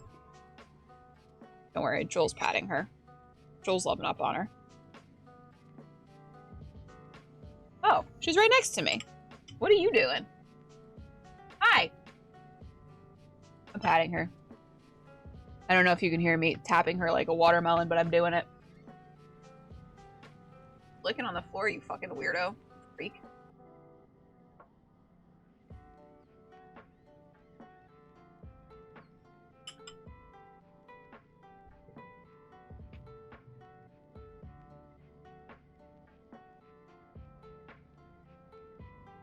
Notes in this. You worked hard on your project. It's a baking soda and vinegar volcano with a twist. You grind up native rock as the soda part and use the juice from a native plant for the vinegar. Your dad helped with the idea. Just a little, though. You use it to explain the native acids and bases on Vertumna. They're very strong, so the resulting explosion splatters all over the judges. It's a crowd pleaser, earning you top prize for the science fair. After the festivities are over, everyone takes time off for the much-needed break. During the fierce heat of dust, a few days rest is exactly what you need. You feel refreshed. Oh yeah, brother.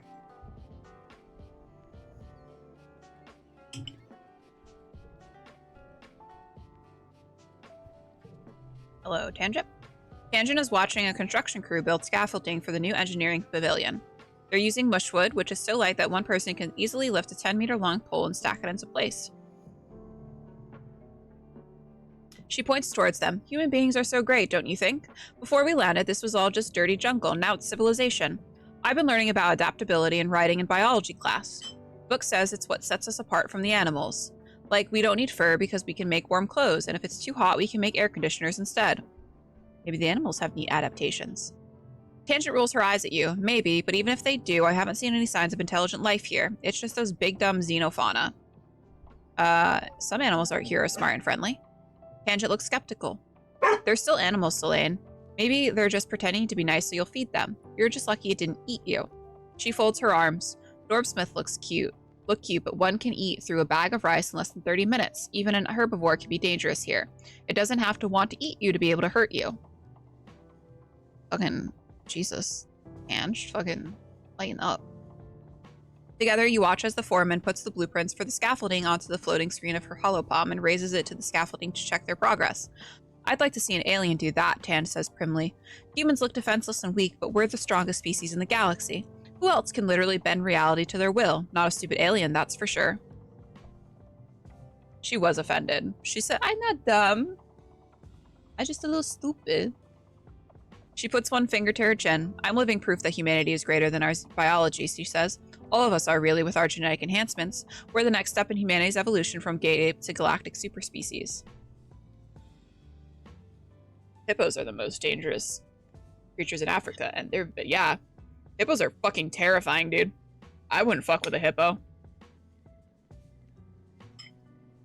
You know?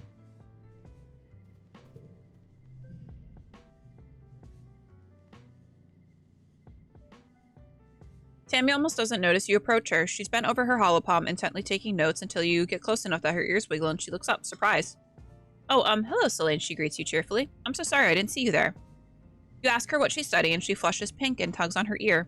Oh, I'm not studying, she says. I'm making a list of my friend's favorite things.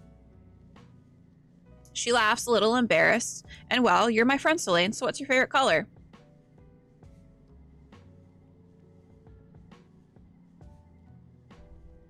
Pink. Tammy smiles. Pink is a nice color. I used to like pink best, but now my favorite is yellow. She notes your answer, then asks what your favorite dessert is. Desert? I prefer the Sahara myself. Out here making fucking dad jokes. Space cake. Tammy bounces in place. Yay, space cake is my favorite too. Tammy carefully notes this as well. Okay, last question. What is your favorite toy? My holopalm.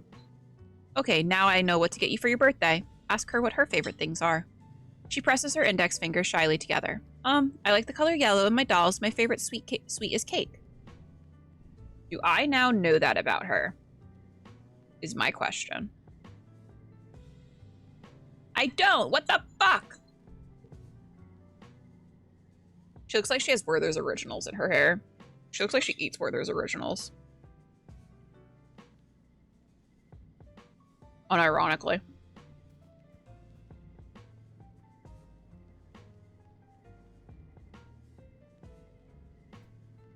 Oh, mushwood.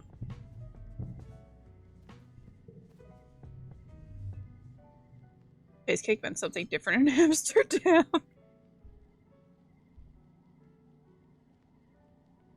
You slip through the colony gates, feeling the breeze from the mushroom forest ruffle your hair. You look around for Dees, but he's nowhere to be seen. Maybe he went to class today. Probably not. As you're about to return to the colony, you hear what sounds like crying coming from one of the expedition vehicles. You pull back the tarp and that keeps it from being blanketed from fungal spores. Ooh, that was a tough one. Fungal spores, and find Dees curled up in the cabin. He wipes his eyes and turns away. Go away, he mutters. Are you okay? I'm fine. He sniffles. Just leave me alone. You want to talk about it? Why don't you go ask my sister, he mumbles. Tangent's so mature, she knows everything. I'm just a sensitive little crybaby who doesn't know anything. Dees wraps his arms around his legs and hides his face in his knees. I hate her, he mutters. Everyone thinks she's so smart, but she's just a big meanie. I hate everyone here. I hate being here. I just want to be left alone. He rubs his nose on his sleeve.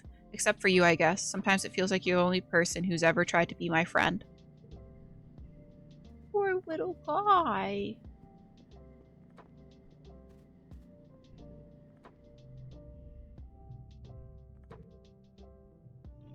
Werther's can carry you through some dark times. Are you okay, creature? You want to talk about it, man?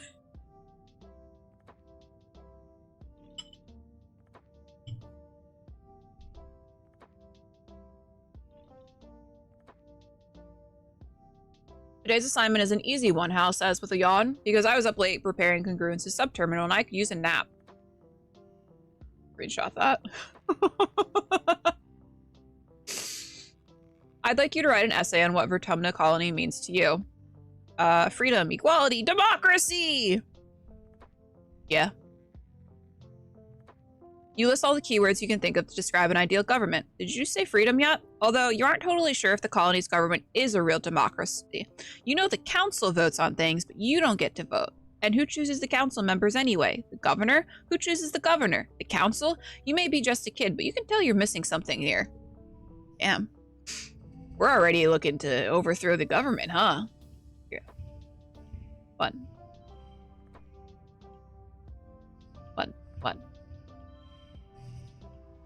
3, 1, 2, 4. Yes.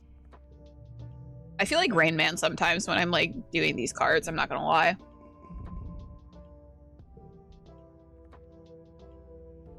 Not gonna lie. What's up?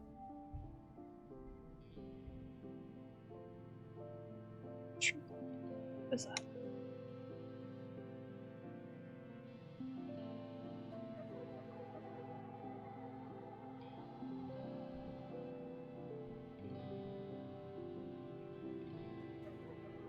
Pretty impressive. I don't know how the game is played. It's not impressive. I'm just stupid. Ours doesn't have anything to say to me. Oh. Nope. I have nothing for you, baby. Let's... I think we can work, too. Let's go over here. Oh, I have to be strong. I'm not strong. I'm a weak little baby.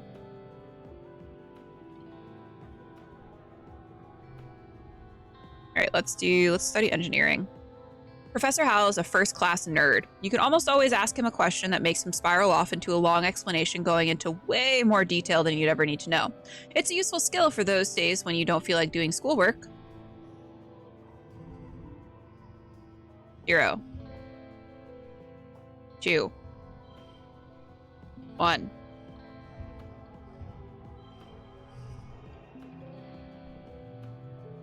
I did it.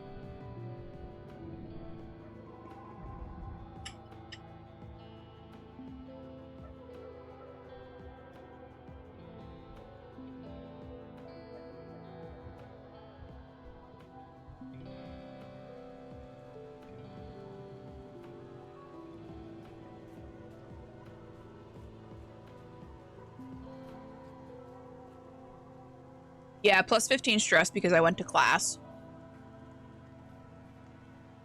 Schoolwork makes me stressed.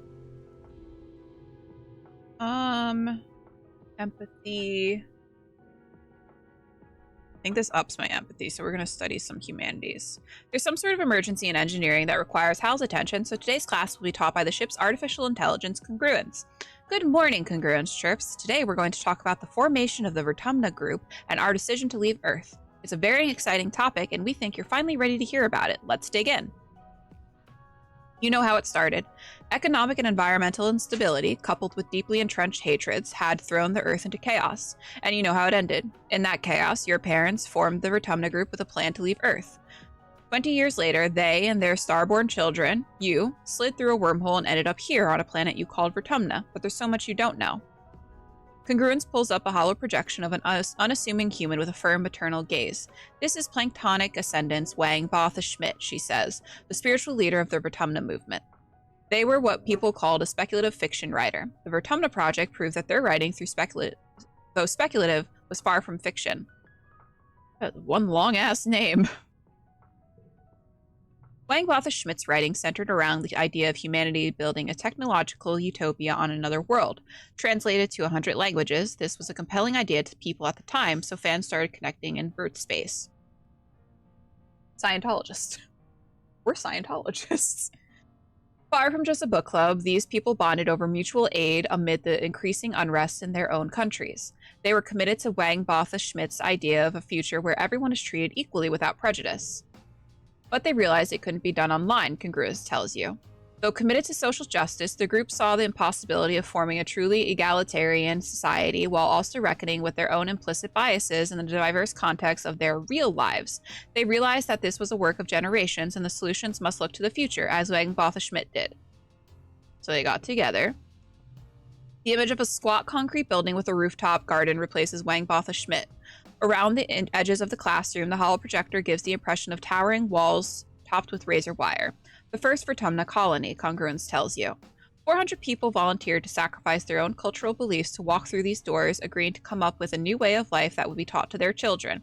Babies were conceived from egg and sperm donors chosen by lottery and raised communally like you as the second generation of the Vertumna group. Those babies were your parents. Was it some kind of cult?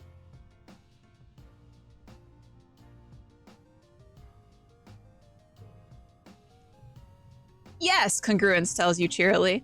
The Vertumna group was widely considered to be a non-religious cult. Membership was outlawed in some countries. Planktonic Ascendant's Wang Botha Schmidt was later assassinated for their connection to the group, and the ensuing violence affected many lives.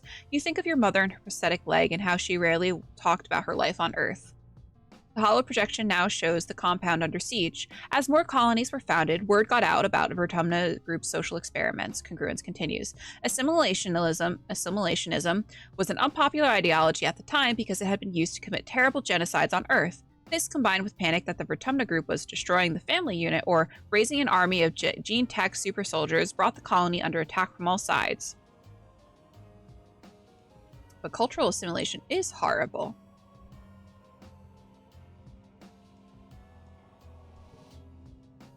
In leaving behind inherited traditions, rules, and resentments, the hope is that humanity may be wiped clean of centuries of intergenerational trauma.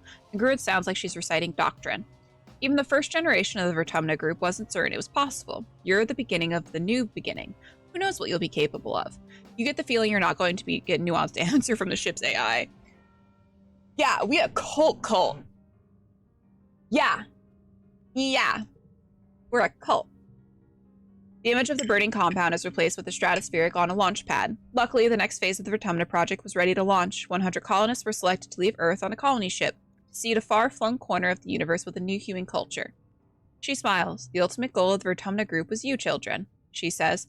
A generation raised completely unburdened by the troubles that plagued Earth. Isn't that lovely?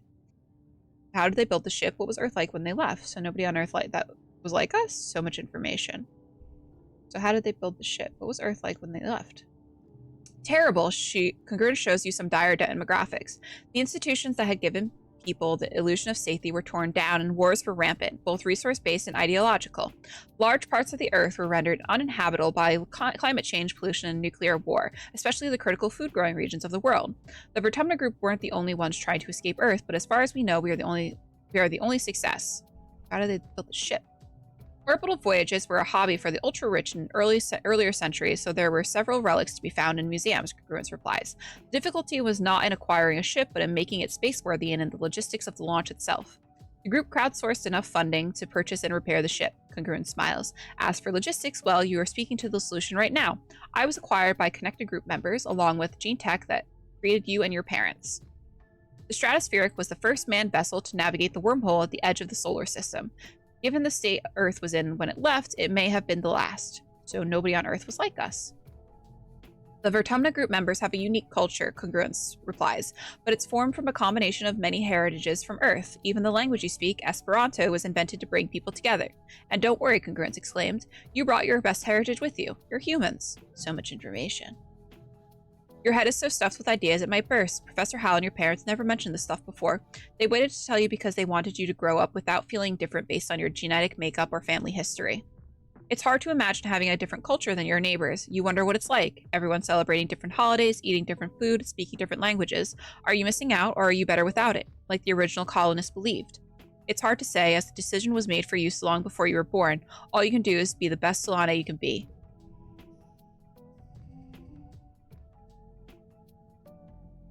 Sometimes this game gets really heavy, man.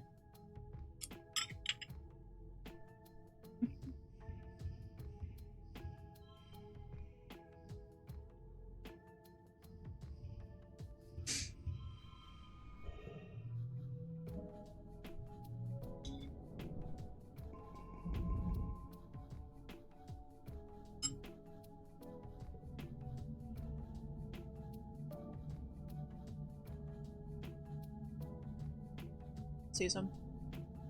Okay. You're having a terrifyingly familiar dream. Monster crashing through the walls, unfathomably large. Every part of it is wriggling and moving and searching for something. It tramples through the colony as you watch helplessly. Time shifts to the wreckage of your home. You're picking through it, looking for something, tears streaking down your dust-covered face as you lift heavy pieces of debris, searching.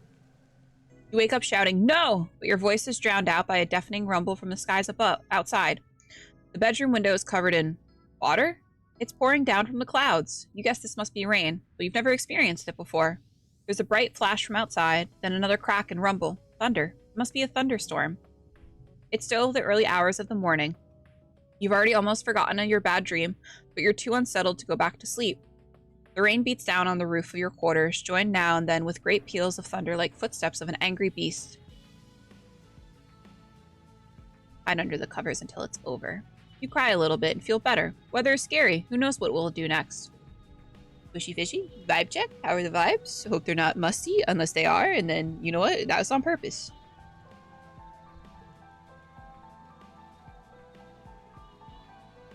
Let's see. Peace. Oh, hi, Dad. You're looking a little worn out, my little firefly. That's not a fruit or a vegetable. Your dad greets you looking concerned. You know, despite what your mom might say, there is such a thing as too much work. Maybe some R&R over in the lounge would help recharge those solar cells. What do you say? I, too, shall Thanks, bestow Fleecha. a gift on the child. He called me a bug. Maybe I just need a hug.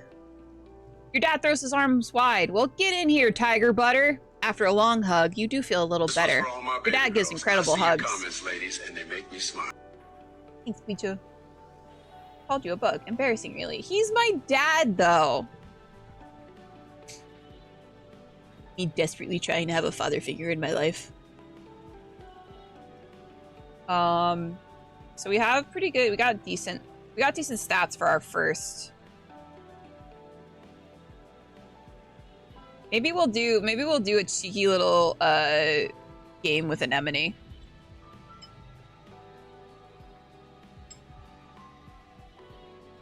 Tiger Butter is kind of a fudge.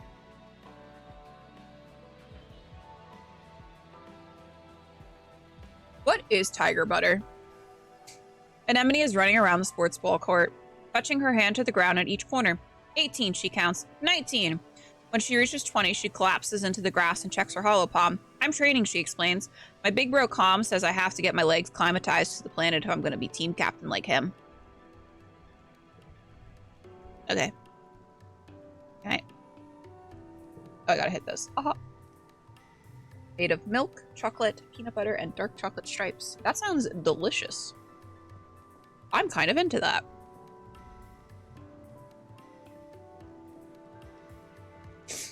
Anemone meets you on the court. She's bouncing from one leg to the other in excitement. My brother Calm is organizing the youth team, she tells you. Kombucha. Kombucha offers you a high five and greeting, then tosses a sports ball your way. Truly, the saddest thing is that, like, this is not a romance option.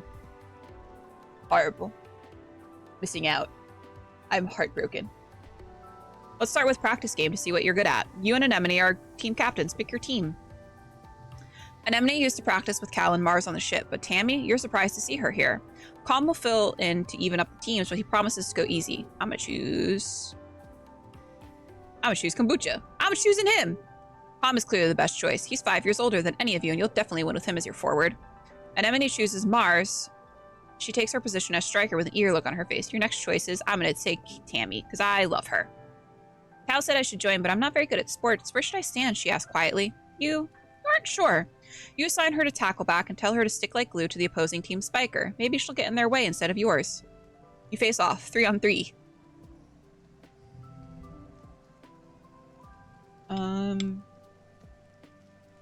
Yeah, I do need to get more, like, red cards, because I don't have many.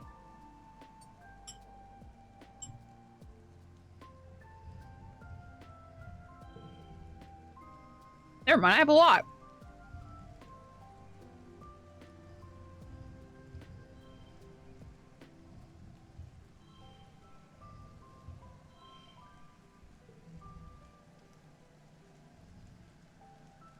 None of this matters.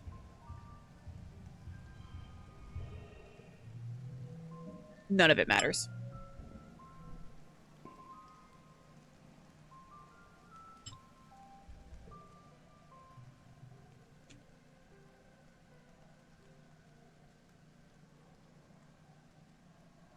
You play net stop. Tom could probably run the entire field himself, but each time he gets the ball, he passes it off to someone else on the team. Tammy tackles Anemone in a brilliant takedown that surprises everyone. She really took to her role as a movable object. The score is tied, with Anemone and Mars aggressively keeping the ball in your zone. Kombucha manages to intercept it and punts it to you.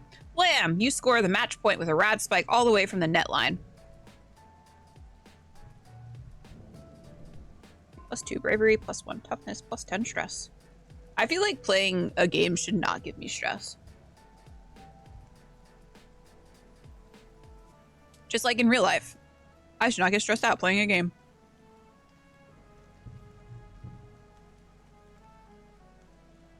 Alright, let us rest. It's nice to take some time off to chill after all the stress of school and work, not to mention the mental toll of just living on this unpredictable planet.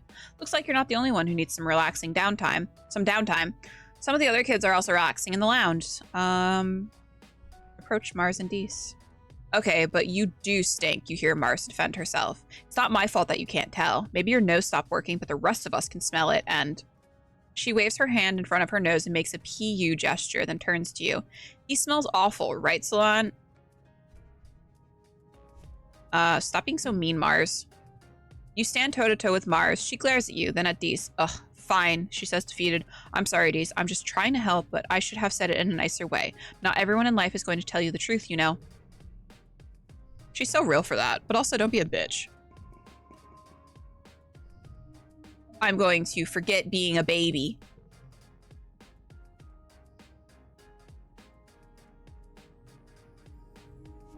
Yeah. Time to forget being a little baby.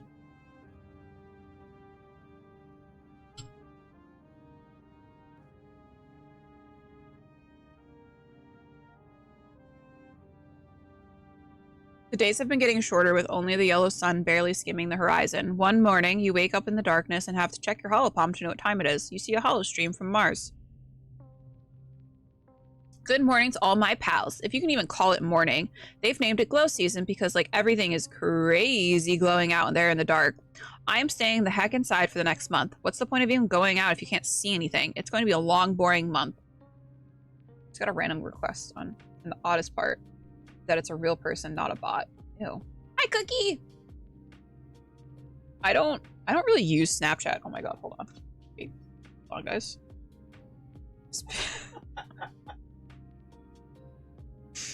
Are you laughing at me? Mind your fucking business. It's still going, baby. Just reminded me I needed to send my friend our snap streak for today. I only use Snapchat to send my one friend. Hi, Vlad. To send my one friend snaps. That's it. Oh, hi, what this? This is a game that I played last year. That it's like, it's a deck builder RPG. They're really good.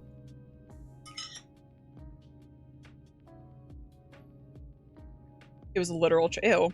Children shouldn't be allowed on the internet, you know what I mean?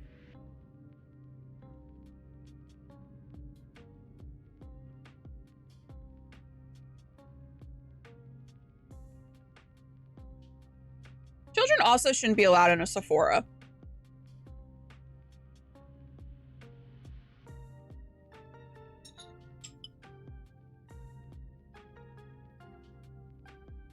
My mother and I went shopping. My mother-in-law and I went shopping on Saturday, and we went to a Sephora. And there was too many children. There was too many children. It was overstimulating. And like I don't know, like Sephora to me was always like it's like high-end makeup. It's supposed to be like for adults. But like you can't go in there now without like running into a child or just children like absolutely fucking up all of like the testers and everything. Anyway. Yeah, hella dull. You give Mars stream a thumbs up and peek out the window. The wormhole looks huge out there, and everything is spooky and glowing. Nope, Rooney. That's way sketch. You'll be staying close to your quarters, thanks. After Mars's message is a notice from the council warning everyone to stay safe inside. Tammy's dad and the other surveyors have been called back and the gates closed for the month. There's a tension in the air as if everyone is waiting for something.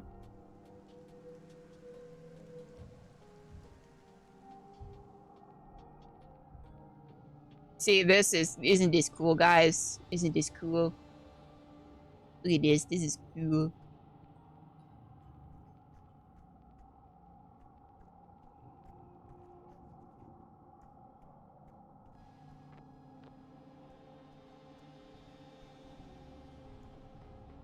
What did I do? Let's do biology.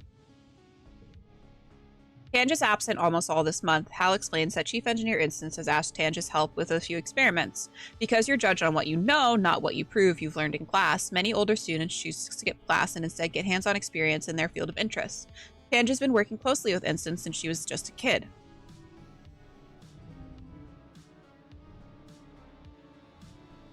Hero.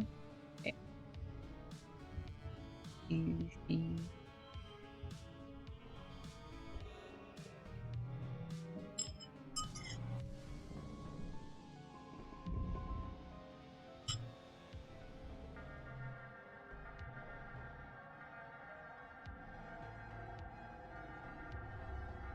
Here's where shit goes sideways.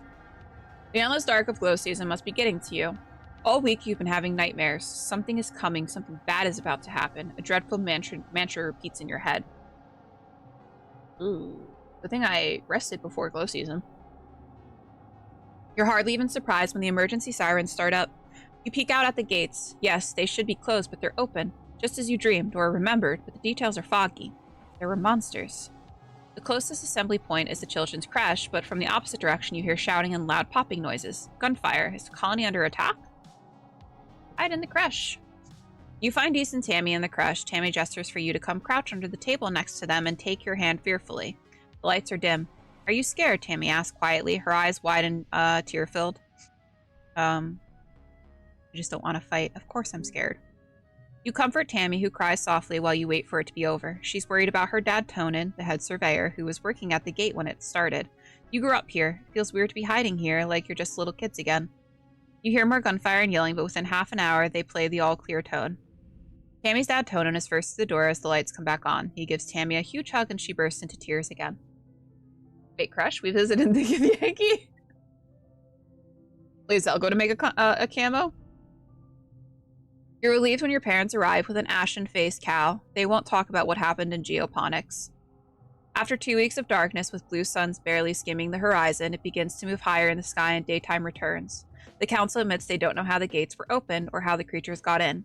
Some of the attacking creatures were once thought to be docile, others were species nobody has seen before. It was like something had driven them to assault the colony. At least nobody was killed, this time.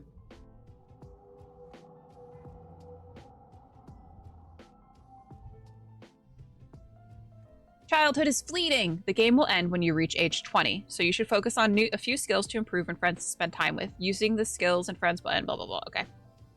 We're going to start age 11. So we got persuasion is 7, creativity we gain plus 11, bravery plus 10, reasoning plus 6, organizing plus 2, engineering plus 9, biology plus 9, toughness plus 2, perception plus 18, combat plus 1, animals plus 4. We raced a lot with tangent and we lost some with Mars.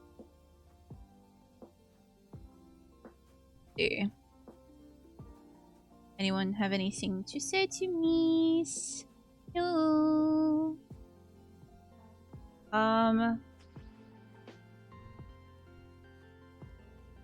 Good. I don't like Mars. I also do not like Mars. She gets better though, like as we get older.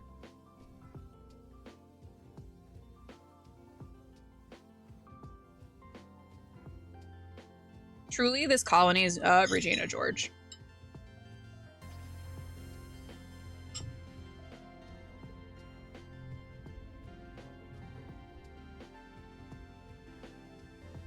Dare you to eat this worm? Oh yeah, these counters? Well, I double dare you to worm. You can't just turn down a double dare. You know me, little hop-eye. Slimy, unsatisfying, very, very gross. Deese eats his like a noodle, slurping it up and wrinkling his nose as it wiggles in his mouth. Ugh. He says, swallowing it whole, then shows you his empty mouth. You should have known better than to dare a person who fears nothing.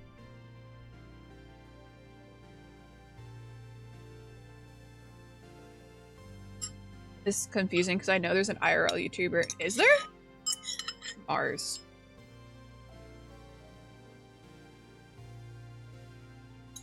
I don't know that I know who that is.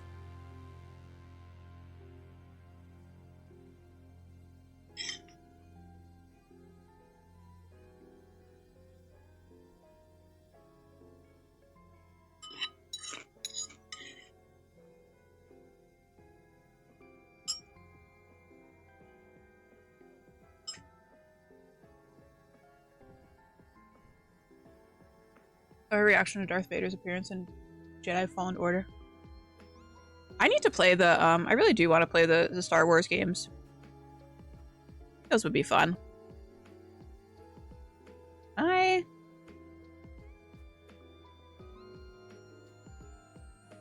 Hello? Webcam? Mary, you blur. I know what happened. Sometimes it likes to fuck with me, you know? Come on, focus up, bitch. Focus up. Come on.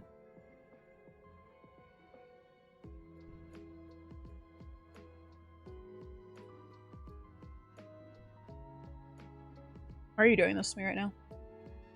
Come on.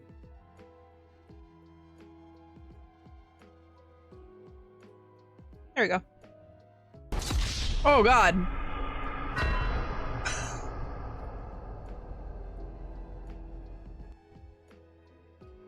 Our streamer is at 240p, probably can't see shit.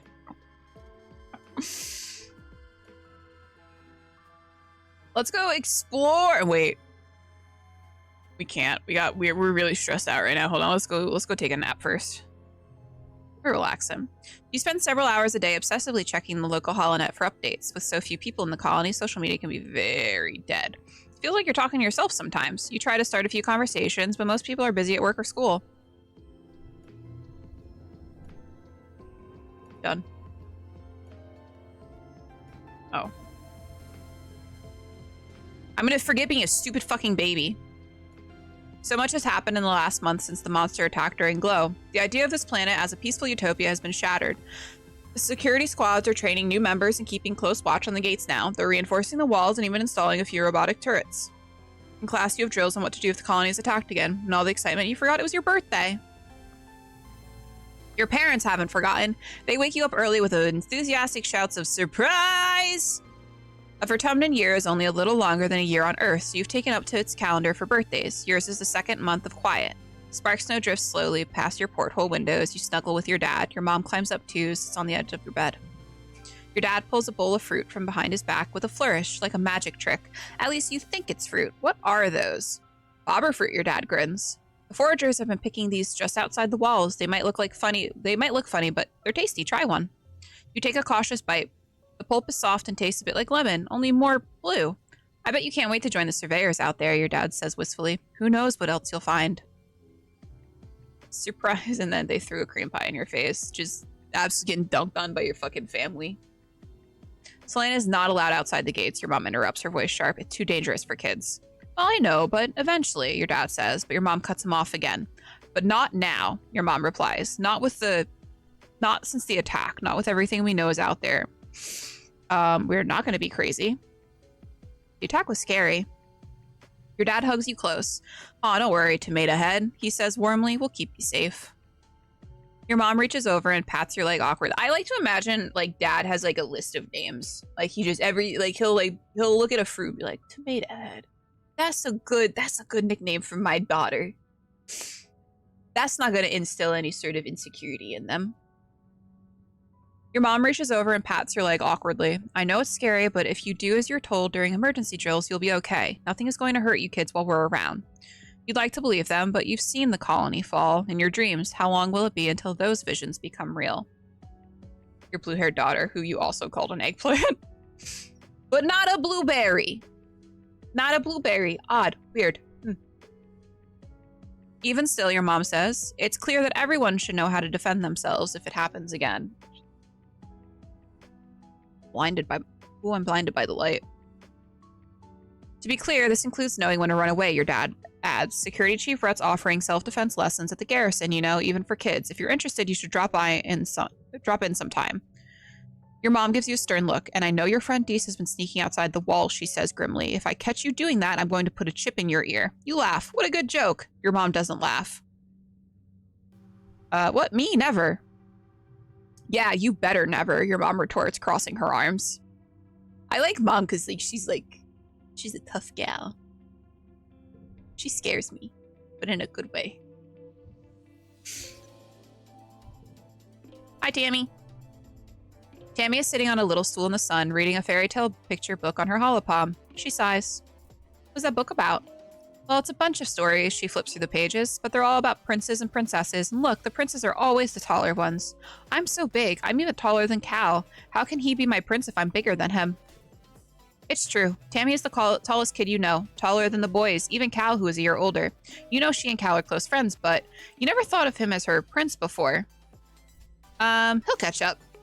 You tell her that Professor House said boys usually start puberty later than girls. Tammy is just an early bloomer. She sighs again and strokes the face of one of the princes with her fingers. But I want to live happily ever after right now. All right, well, calm down, weirdo.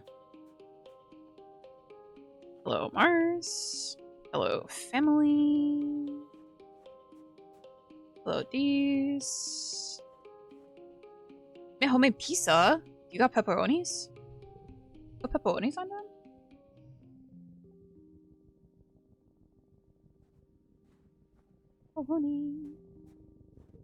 Macaroni with the chicken strips. The muck hides interesting bugs and other treasure for those willing to put their hands down the right holes. Are you? Peek inside that hole. Looks dark. Sir. You stuck your hands down enough holes to know.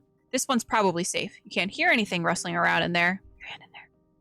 Sweet. Literally. The hole's full of sugar bugs. These palm-sized bugs of squish exude a sweet syrup when you tickle them. You fill a bottle with it, then let them go again. Should be worth a few kudos to antecedent in the kitchens. Sometimes you just gotta stick your hand in a hole, guys, and there's nothing weird about it. Okay? Oh, little guy. Hello. Mwah. You spot a group of Hopeyes playing in the clearing. They let you get pretty close to watch them chatter to each other and rub noses. They're all friends, just like people, but they hop away if you get too close. Wait, you tickled the bugs in it? Yeah. It's the cum.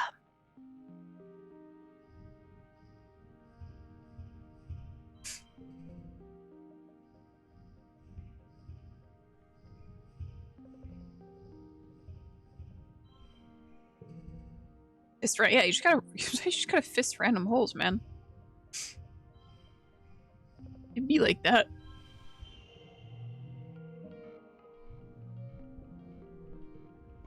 The Hopeyes are wary at first, but you crouch down and copy their cute little squeaking noises. You bounce towards them, and amazingly, they don't hop away. You play with Hopeyes for a few minutes before moving on. Cute little guys.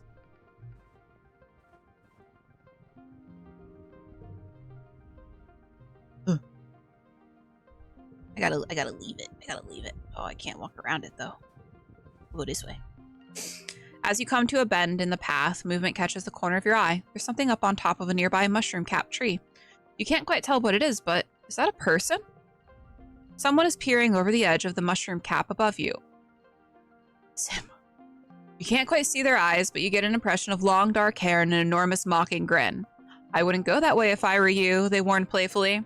They have a deep musical accent you don't recognize. Stranger, that's impossible. You're the only people around for thousands of light years. And what the heck is he doing out here? You feel a chill go up your spine. Ignore him and move on quickly. No, no, no. You have met everybody on the stratospheric. That must have been some kind of animal, one that looks like a person and sounds like a person. Maybe it's Dees playing tricks with his voice, or maybe you're seeing things. You round the bend and regret it immediately as something long and thin slaps against your face, then another whack across your back. As you spin to face your attacker, whap whap, 2 slaps to your shins send you reeling. Whatever's attacking, you can't see it. You fall to the ground and cover your head with your arms in defense. Nothing happens, just silence. When you look up, there's no attacker, but the plants all around you are flattened to the ground. They're long purple reeds with knobby bumps at their bases. As you watch, the reeds slowly start to bend back upright. You poke one experimentally, and it slaps down to the ground, stinging your hand. Back by grass, how embarrassing. Basement.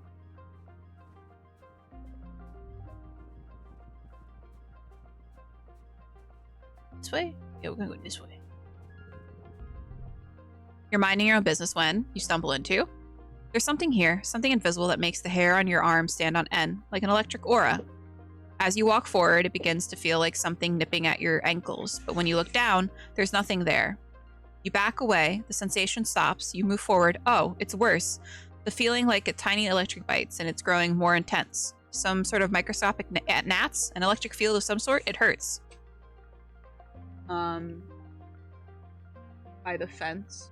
Sort of, not like directly like in front of the boat, like towards like, yeah.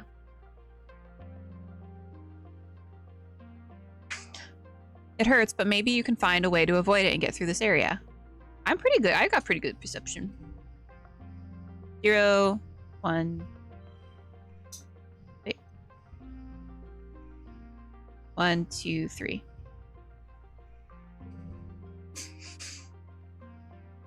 0, 2, 2, 3. 0, 2, 2, 4, 5. 5.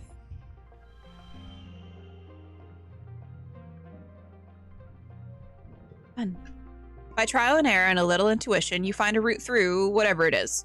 The shock seems strongest near some low-lying fractal palms. You can hear a humming from the palms and decide it must be some kind of natural electric field, maybe to ward off animals like you. Time passes slowly, passing by mush tree.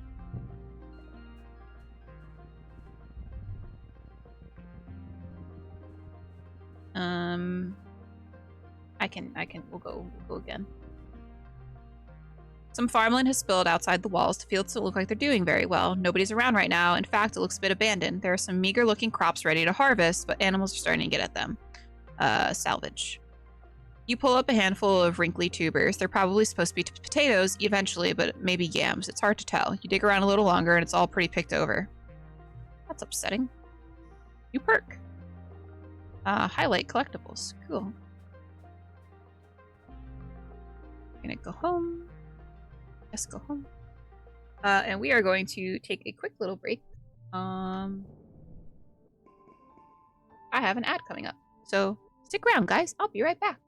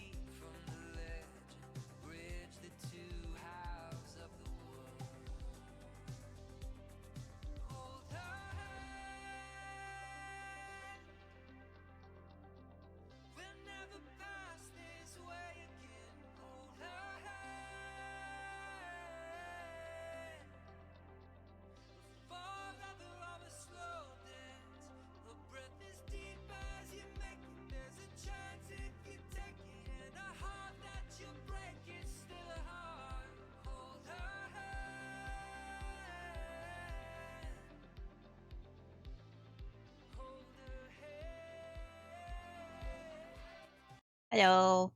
We're back.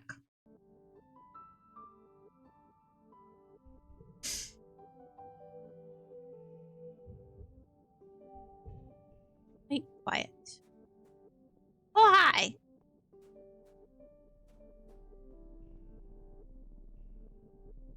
Oh, hello, little baby. What's that? Yeah, give me that crystal. I love a crystal. We gotta relax. Relaxing. Look around the lounge. Some friends are here. Who do you hang with? Let's hang with Tangent. Tangent is quietly reading her holopalm. You plop down beside her and ask her what she's reading. Multicellular biology, she says, frowning at the interruption. If you insist on sitting near me, you could at least do it quietly. No problem. You open your holopalm and find a textbook of old Earth poetry to read. It's never a bad idea to do a little independent study. Though she's a little prickly, you can tell Tangent appreciates the company. Anyone die yet? Not yet. Not yet.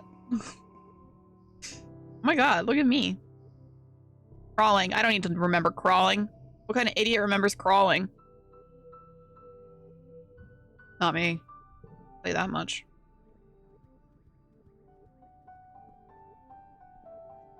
Hi, Dees. Do you want to eat another worm, buddy?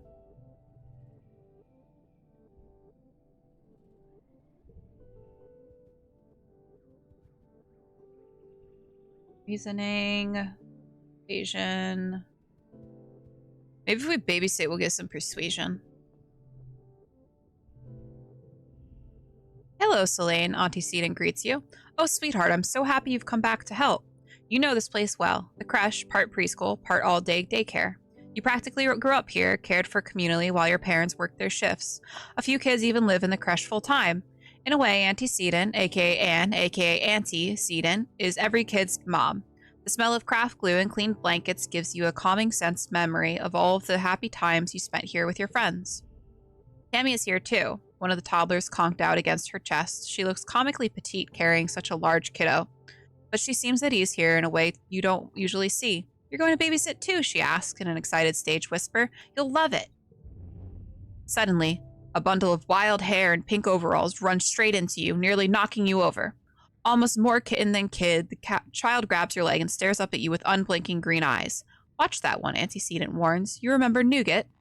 She's turning out to be quite the handful. Why don't you start off by getting her to go down for a nap? Let me play a game with her. Sure. Sports ball, she shouts and pulls an extra bouncy inflatable ball from a cubbyhole. You show Nougat how to balance it on your head and bounce it gently up and down. Of course, when she tries, she bops it with such force that it flies across the room. She chases after it, clapping excitedly. What an absolute little precious little baby. Nougat makes a beeline for some older kids who are playing with a Creato bot. She charges in to pick up the bot and hug it, causing it to flail and whirl and knock both her and itself over. By the time you get to the scene of the crime, there are tears, and the other kids are upset about their broken bot. The commotion attracts the attention of Auntie Seaton, who swoops in with hugs and tissues. Within minutes, she has it under control. Whoops, she says, hauling Nougat up on her hip with ease. Just a little mix-up. Don't worry, everyone. Selene will get that bot fixed in a jiffy. She winks at you with a warm smile. I would die for Auntie Seaton. Hot mom. As you get older, challenges have conditions. The challenges determine what conditions can appear. Okay. 5 kudos if totals equals goal.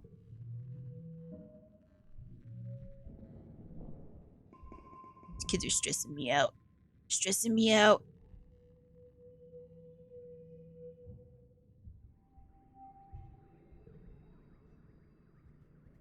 Yeah. Ooh. What's that? I want it. Give me that mushwood.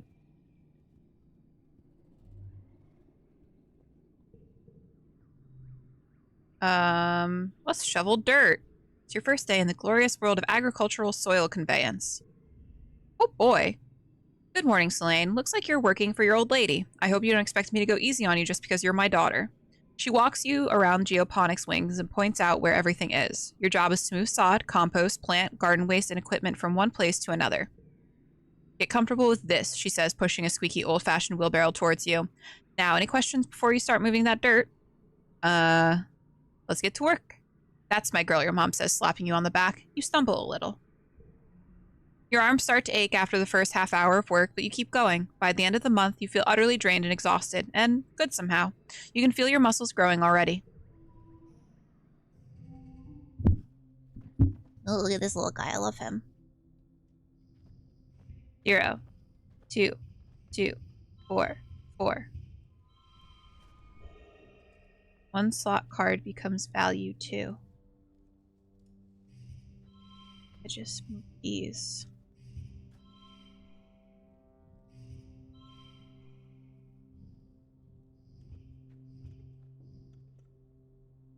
Whatever.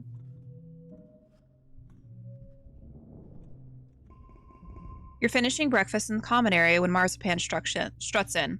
Look at you, eating cereal, she says, turning her nose up. I'll bet you don't even know what today is. It's Valentine's Day. No, you dummy, she starts, then pauses and gives you a suspicious look. Wait, what did you say? Well, anyway. Today, she announces to the room, is St. Valentine's Day. Peace and Tammy wander over to hear more. Back on Earth, Mars explains, it was a day when everybody had to give their best friend a gift, especially sweets. And then you put the sweets under your pillow and it makes you dream about who you're going to marry. And there are decorations of hearts and arrows and pigs. Tammy cocks her head. Why pigs? Before Mars can answer, Dee snorts. This is dumb. Marzipan just made it up to get free candy. He rolls his eyes and walks away. As he leaves, Mars shouts at his back, well, nobody was going to pick you anyway, you stink. Valentine's Day sounds like fun. I know who my best friend will be. Mars bats her eyes jokingly. Oh, really? Who could it be? She asks playfully. Not you, Mars. You've been a bitch to me. I'm going to tell all the other kids about it, Mars says. So you go around and find your best friend and give them a gift. She points her finger at you. Make sure you do it by the end of the day or it doesn't count. And if too many people want to be my best friend, she adds, I'll hold tryouts for the position. It's only fair. She tosses her hair over her shoulder and laughs. Mars is the worst. Where's my friend? Where's my best friend? This is my best friend right here. You find Dees watching the jungle through a gap in the fence, kicking the dirt with his toe. He's quiet. He's quiet when you walk up. He must be in one of his moods. Watch with him. You sit and watch the jungle with him for a while. You ask if he sneaks out there often. He nods. A few times, yeah. There's a way through behind the garrison building. You both sit in silence for a long while until he breaks it by saying, it's really nice out there. Want to be best friends to annoy Mars? You explain that of course you aren't taking it seriously, you just think it would be funny. He looks at you and shrugs. Sure, I guess, he says, then looks back out of the forest. It is kind of funny. It's a stupid thing anyway. We are best friends. We're best friends. Woogie, woogie, woogie, woogie. Mars is in a huff. Ah, because you didn't pick her for Valentine's Day. Seems nobody picked her. She crosses her arms and scowls at you. I can't believe you chose Dees over me. Whatever, she mumbles, tossing her hair. I'm just too mature for kids my age. The older kids get me, even if you don't. Maybe if you weren't such a bitch. Hi, Tange. What do I want to do? I think I'm going to go do either engineering or biology. Let's do engineering. Hi, kids. The ship's onboard intelligence congruence glides into the room on her ceiling track, and the class cheers. Congruence is so cool. She's like a person, but also a machine. She knows a lot of jokes and can tell you anything about space. She never gets bored or frustrated by your questions. You all know me, she says, but I'll bet some of you have questions about how I work. What do you want to know? How do you know so many things? How did you pick him your first... did you pick him your first playthrough? I don't... no, I romanced, like, Cal my first playthrough, so I picked Cal.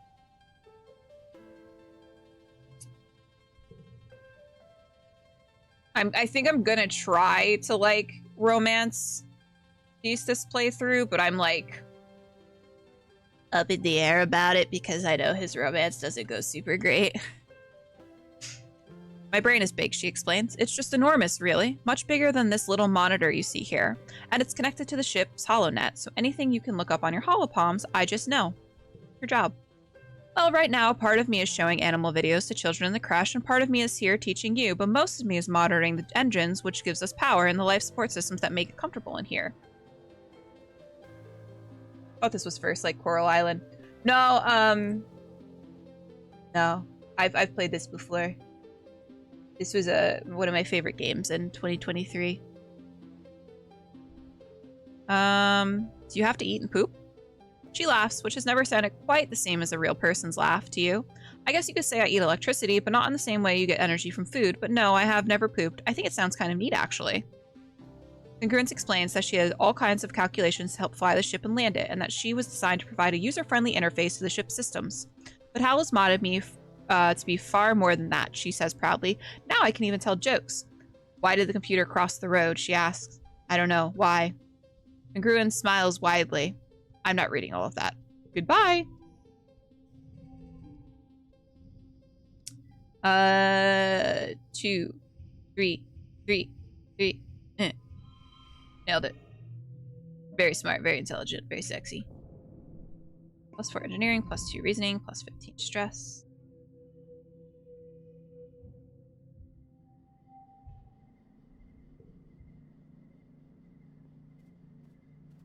Hi guys, how's it going?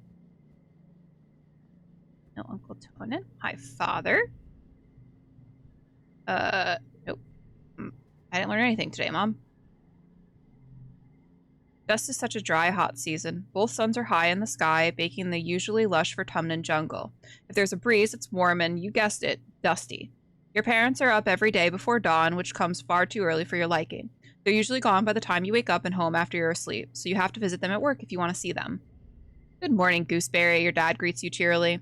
Have you come to see the harvest? Your mom and I are gathering crops from actual Vertumnan dirt this week. Sure, sounds neat. He shows you around the rows of corns and bean from Earth. They all look a little yellow and scraggly, not what you expected, but your dad enthusiastically points out the vegetables ready to harvest. Don't forget, he tells you, the Vertumnalia Festival is coming up. There will be a talent show and a science fair. I'm sure you're eager to participate, Selene.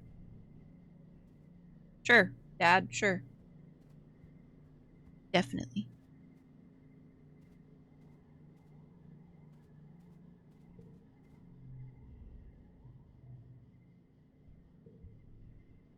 What do I want to do? I think I might do some defense training. You attend your first session of Security Chief Rat's self-defense classes. It's a small class, mostly security officers and other adults. You and Anemone are the only kids. She gives you a wink and a cheesy thumbs up as you listen to Rhett rant about how everyone in the colony needs to learn self-defense. You could be walking along thinking you're safe within the walls and a flying animal could swoop out of the sky. Then what would you do? Rhett chops the air with his hands. I'll tell you what you're going to do. You're going to chop that beast right in the throat. Hi-ya! He points at the assembled class, but only if you learn what I'm about to teach you, and the only way to learn is by doing. Who wants to volunteer for a demonstration? I'm gonna do it. I'm gonna do it. The security chief, Rhett, doesn't scare you, or so you pretend. Rhett is like the biggest adult you know, and he's so intense. You step forward and Rhett nods as he crouches down. Okay, he says, I'm a manicore, stalking you through the forest. What do? I kick it in the face. You try and kick Rhett as he approaches. He easily grabs your foot and flips you on the mat. Ouch. Wrong. Use your brain, Selene. First thing you gotta do is call for help, then you run. That wasn't an option. Rhett grabs your forearm and hauls you off the ground. Only engage with the enemy when there's no other alternative. No one walks away from a fight without getting hurt, so the first rule of self-defense is to not put yourself in situations where you need to fight. Anemone still thinks you're cool for acting tough. She gives you another thumbs up. Once you've learned situational awareness, we'll move on to hand-to-hand self-defense, drawing on a variety of martial arts. Only when I'm confident that you're ready will we advance to weapons. There aren't that many weapons in the colony, mostly stun gloves and batons with a few plas rifles. You hope you don't have to use them, but it'll be good to know how. This card becomes red. Then we'll do a 2, a 3, a 4. You get a bite to eat.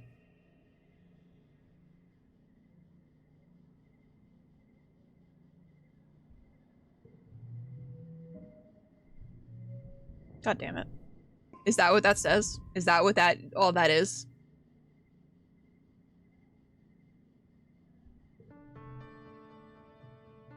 It's time. Yes, I did just type out the whole thing and translate it. You know what? Good for you. Wasn't gonna be me to do that. It's time once more for Vertumnalia. The mood of the colony has been muted this year, ever since the attack during Glow. Though everything is still cheerfully decorated and the feast table is still heavy with food, mostly soy rations, this Vertumnalia just feels different in a way you can't describe. The colonists gather in the square for Governor Udicott's speech. What a year Vertumna has given us, the governor begins in her weedy voice. I stand before you, so proud of everything the colony has accomplished in such a short time. I've always hoped that we would bring with us the best facets of humanity, cooperation, resilience, and creativity, and the events of this year have given me no reason to doubt my convictions. She do be looking like that cat, though. These creatures were unexpected, but I urge everyone to consider what it means for life here. If Vertumna can sustain megafauna, then that means conditions are good for us as well. Our friends in geoponics are already working on the logistics of domesticating the wildlife. Your dad, as second cultivator, stands and gives a sheepish wave to the crowd. There's a smattering of applause. Mars elbows you. Hey, she whispers. Did you hear? My dad said Udicott's gonna announce the depot's open to the public. You shoot her a questioning look and she rolls her eyes. You know, shopping? Somewhere to spend all the kudos we've been saving up? There's actually going to be candy and toys and makeup and nice-smelling soap, not the boring kind in the communal showers. I'm so sorry. No, it's fine. I feel like in my heart of hearts I knew already. You know the concept of shopping? They do it in the holovids from Earth, especially the ones Mars likes, but you've never actually done it. The colony provides everything you need, but it would be nice to buy yourself a treat. My dad's give me an allowance, Mars says, shooting you a look of pity. It's too bad your parents make you work for yours. You and Mars tune back into the speeches, just as Udicott has predicted, announces the opening of the general store as the depot. Mars gives you a knowing look as she claps. Udicott gestures for the council members to stand. Finally, the council remains unchanged from last year. We are, as always, proud to serve you and the colony as your government. The music starts up as Udicott and Governor Udicott finishes. Thank you for all your hard work and your perseverance this year, she says over the ruckus. Together, we build the future. We're in a cult. We're in a cult. Boogie, woogie, woogie, woogie. The crowd disperses and sets up for the annual Vertumnalia Games. Just like last year, there's a talent show, a science fair, and bot wrestling. Now with an obstacle course. Which one do you participate in? I'm gonna do the talent show. Beast and Mars are your competitors for the talent show. Mars is a shoo-in for winning with her jazzy, high-energy dance routine, so all eyes are on Dees for daring to compete against her. Dees stands on stage and clears his throat, then gestures with his arm. From his hollow palm emerges a projection of a ventriloquist dummy. He sits it on his lap and launches into a comedy routine, speaking through the doll with zero filter. The judges all howl at his expression of Chief Engineer Instance, and the crowd favorite by far as Administrator Seek's thin, self-important voice coming out of the doll, imperiously demanding that not everyone can have perfect scores. They have to be rationed appropriately. I see your comments, ladies, and they make me smile. Thanks for lurking, Valis! Dees looks flustered by all the attention, but proud as well. He bobs in a little bow before leaving the stage to raucous applause. It'll be a hard act to follow. What do? I'm gonna do a magic act. We're gonna do a magic. We're gonna be magical. 1, a 2, a 3. This is gonna be tough.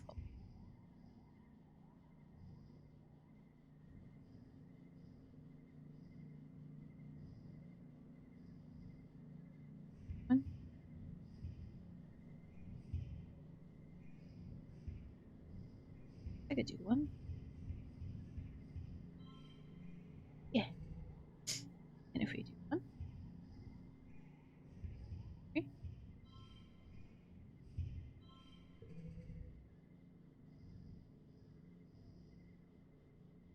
2, 2, 2, 2.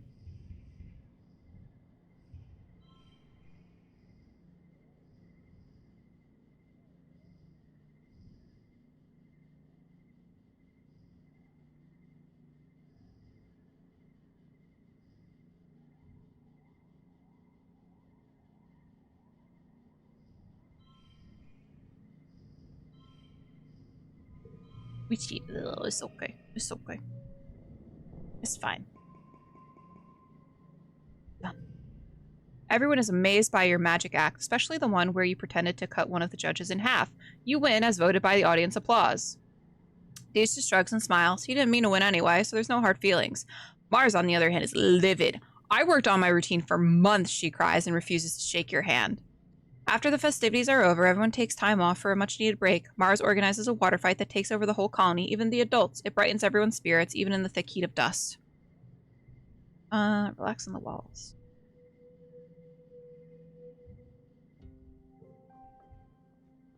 Do. Walking around, living Dees. I hope you got over whatever your problem was.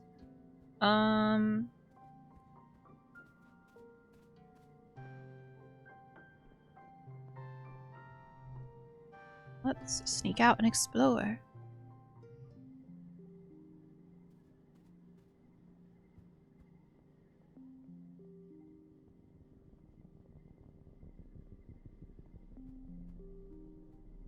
Ooh.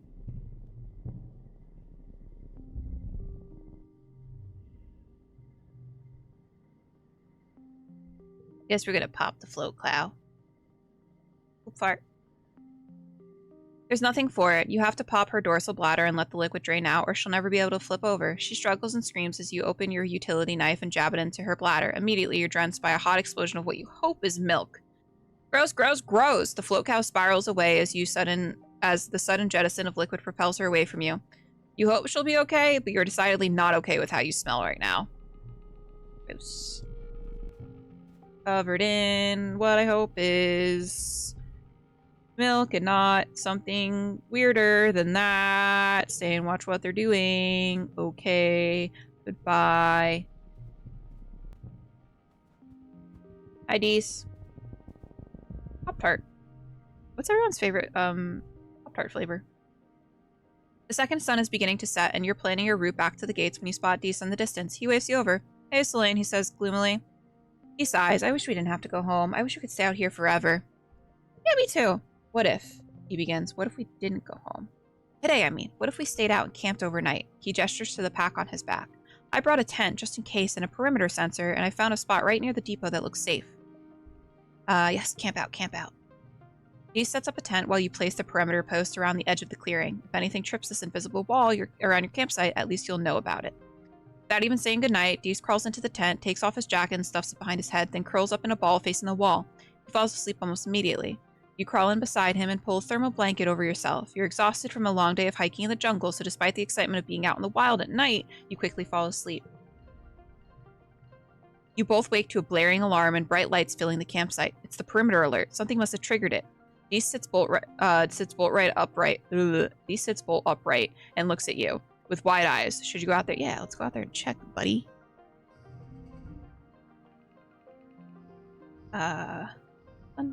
One, 2. 0, 2, 4, 5.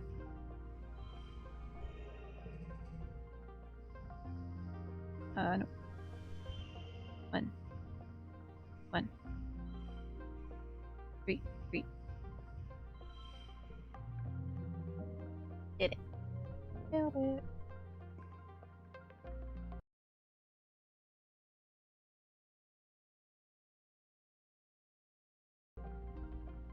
You both carefully open the door and peek out through the crack. Nothing. Whatever it was, the lights and noise must have scared it off. The sun is almost up, and you are definitely not getting back to sleep after that, so the two of you eat soy rations and quietly watch the sunrise over the jungle together. Cute. When the surveyors open the gates and start prepping for the day, you pack up your gear and go home. You expect the worst, but nobody even noticed you were gone.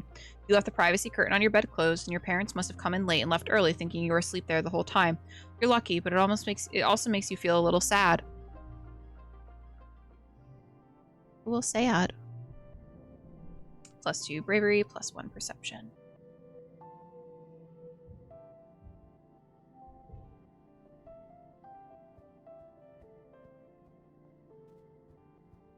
Oh, hey, Dees. Dees is sitting in the bed of one of the expedition vehicles, tinkering with a bit of tech. He tries to hide it when he sees you, but it's in so many pieces that he only manages to shove some behind him before he gives up and glares at you mistrustfully. What do you want? What are you doing? He squints at you. Promise you won't tell on me, he says. Promise. They weren't using it, he starts, already sounding defensive, as he turns the biggest piece of a device over in his hands. It was just sitting there in command, so when they weren't looking, I took it. And no one noticed. He seemed excited about this fact. I think it's part of a communication device, he says, thoughtfully, so I'm trying to figure out how it works. I want to talk to the aliens. Wait, what if you tried this? Dees watches you intently as you reassemble the pieces of the communication device. You hand it back to him, and he flicks it on, and it crackles to life with a roar of static. Dees almost drops it in shock. Forward, ksh, go, out. How many? Ksh, for, over. Dees looks at you with wide eyes. He's smiling. The expression looks weird on his face, almost manic. Did you hear that? He says, practically vibrating with excitement. Those were words, I swear. Aliens are real. They're out there. Yeah, probably. Peace holds the device to his chest and strokes it. I knew it, he whispers. I knew it. What a weird little dude. People on Earth used to use stuff like this, thinking it could pick up on the voices of ghosts, he said. But it was probably just radio waves, so I figure if I'm looking for radio waves, aliens have to exist, he continues, quietly but with great conviction. They have to. You can't have this much life on a planet without some of it being smart like we are. He sighs. I just want to talk to them, he says. Maybe I'd fit in more with aliens than I do here.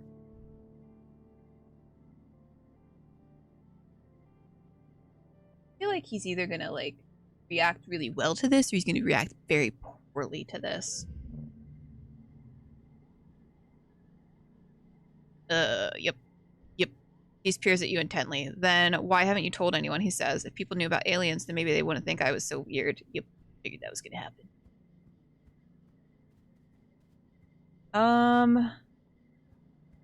Let's do...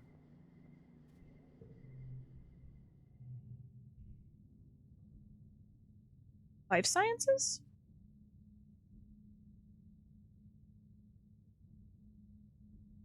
Let's do more engineering.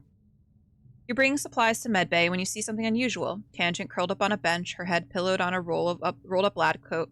She's fast asleep. You stop and stare. You never see Tange sleeping. She's always so busy, you're surprised she even has time to nap. You turn to leave her in peace when you bump into Anemone. Whoa, Anemone says. She hardly ever sleeps, like just a couple hours a night. Is she sick or something? You look back at Tangent, snoozing peacefully. So jealous of her genetic enhancement, Anemone says, rubbing at one of the scales sprouting on her jawline. She hardly needs to sleep at all. She probably stayed up all night studying for this morning's history test. My favorite Pop-Tart is the original strawberry iced. Mine is, I like blueberry. A blueberry bitch. I'm in a blueberry. Let her sleep.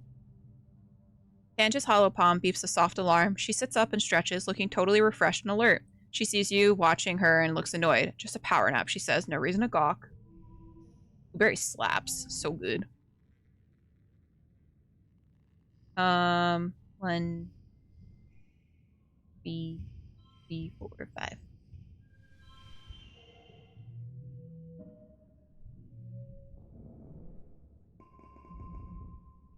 Done.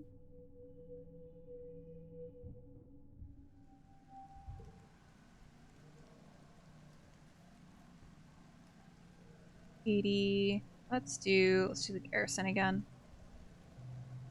Sports ball, get bravery, toughness. We're gonna do defense training. Part of self-defense is training your body so that it can be ready for any situation. The security chief has you running laps, jumping through tires, climbing walls, and sprinting back and forth. He has this inverted anti-gravity pad that makes your limbs feel super heavy. When you do jumping jacks on it and then do them again in normal gravity, it feels like you could jump straight back up through the wormhole. It's exhausting, but not that different from it than sports ball training. I'm pushing myself so hard. Uh-oh. I gotta relax. You're getting stronger every day, but at what cost? You go home every night and soak your aching muscles, hoping that you won't hurt as much in the morning. You feel like you're getting your butt kicked. 1 slot gets +1. If we do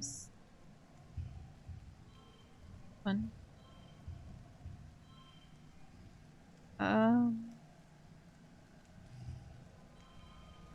There we go. Just barely.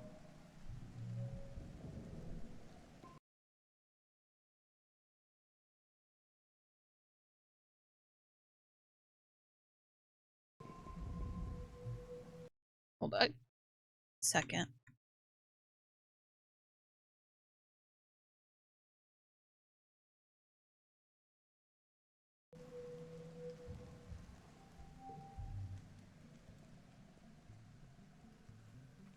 Oh yeah, we gotta rest. Relax. You're hanging out in the lounge and watching vids when Mars pulls you out of the cushions. She has a devious look on her face. Slane, it's your lucky day. You get to help clean my bedroom. No wait, it's my day off. Fine, Mars huffs. I'll pay you 1 whole kudos to do it, plus a bonus if you do a good job. Sure. Great, Mars says. Follow me. My dad said it has to be finished by tonight, so we better get started. Mars's room is worse than you expected. The door barely opens because there's so much junk in the way. It's mostly clothes. Mars has an extensive wardrobe and spends all of her kudos on nanoprinters, making more. She plops down on her bed. I'll be the supervisor, she says. You should start by taking the dirty clothes down to the laundry room. Hardly work. Work hard or hardly working, you know what I mean? You dawdle and work slowly. Mostly, you just look through her stuff and play around while she reads beauty magazines on her holopalm. You take turns doing personality quizzes and try to guess what next season's colony's faction is going to be. Hello, princess.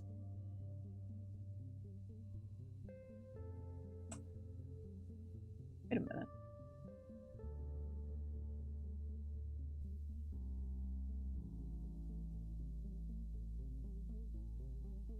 Your dad's just, they kind of hot though, okay? Hello, princess. Mars's dad, Uncle Al, and Uncle Bernie pop their heads through the door after a few hours. They're everyone's uncles, and as usual, covered in layer of dust from the sawmills. How's the cleanup going?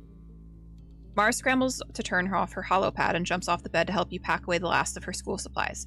Oh, I see, Uncle Bernie puts his hands on his hips. You recruited a friend to help, didn't you? Selene, he asks you, did Mars clean too, or did you all do all the work here? Hey, yo. Mars helped. Hi. Hi, thanks for the follow. How? Of course she did, Uncle Al says with a smile that says he doesn't believe you at all, because she knows she gets her allowance for doing her chores, not just for being our perfect little girl. They tell you to finish up and get ready for dinner. After they leave, Mars looks a little put out by the exchange. My dad and Papa are the best, obviously, she says, but they're always trying to teach me these lessons. Don't they know that being this fabulous is hard work too? She pouts. She swipes her holopalm to give you the kudos she promised, plus an extra one as a bonus. Stick with me and I'll teach you to be fabulous too one day. Thanks. Daddy? Daddy, sorry. Daddy, sorry. No, I'm gonna keep the 2. All right, I think we're gonna do one more day and then we're gonna raid out. I think what we're gonna do is we're gonna go do biology to make sure no one needs to speak with me.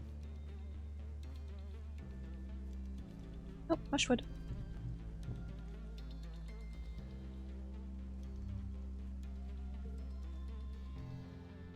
Study life sciences. This week in biology class, you're learning about predators and prey. Professor Hal brings up a picture of a hop-eye on the Apollo projector and asks, who can tell me what special thing hop-eyes do when they see a predator? Tange's hand shoots up. They hop away very quickly. That's why we call it a hop-eye.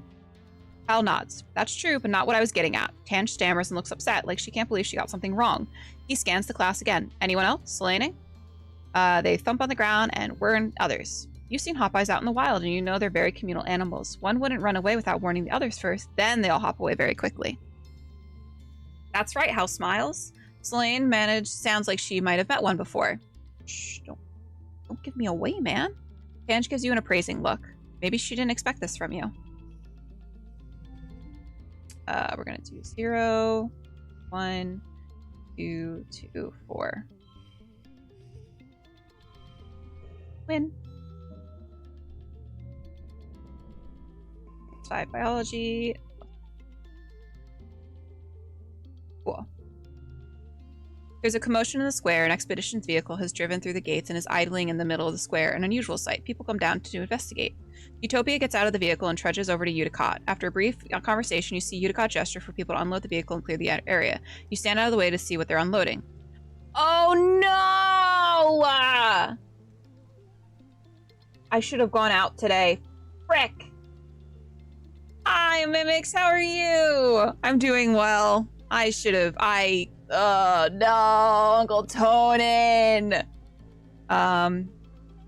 What happened? Dees asks, coming over to crouch around the corner with you. You share that Uncle Tonin is dead, and he stares at the sheet-covered body intensely, as if he could see through it. Did they say how? They'll never tell us the truth anyway. Nobody will tell the kids what really happened. Did something eat him? Did he get lost or fall off the cliff? Do they even know? Dees nods, frowning. They don't want us to know about the monsters and other worse stuff. They want us to think everything is fine, but it's not. The planet isn't as nice as they say it is. He shakes his head. They hate that they can't control us. Doing good, relaxing. Nice. Yeah, this was my relaxation for the evening, and then I killed Uncle Tonin. You and Dees watch the adults carry Uncle Tonin's body away. From the way he's practically vibrating, you can tell Dees wants to ask more questions about what happened. After a few awkward minutes, he sneaks away without saying anything, probably to try to take a look at the body. Someone's going to have to tell Tammy. You're glad it's not you. Tammy and her dad were really close. Now she's an orphan. Caduceus, no! You watch Utopia bend over to get a hug from Uticott, wiping her eyes as she finally cries. Uticott has never been the most comforting presence in your life, but it seems to help. Utopia will probably be the next chief surveyor. At 24, she'll be the youngest council member. She was only a toddler when the stratosphere left Earth. Apparently, her sharp eye and hoverbike flying skills are the best in the expeditions. Ooh. That's so sad. Well, oh my god, I can't believe we're at Glow already. We are going to end there. We're going to end...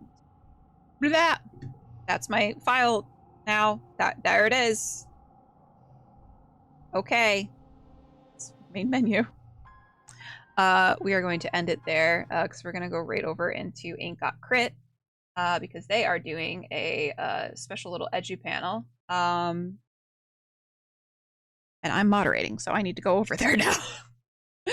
What do we got coming up the rest of the week? Tomorrow, 5 p.m. Pacific, you can catch us back over here for chapter 2 of our mini series, The Haunting of Greyfall Hollow. That is the little original mini series I created to help promote the Sega system.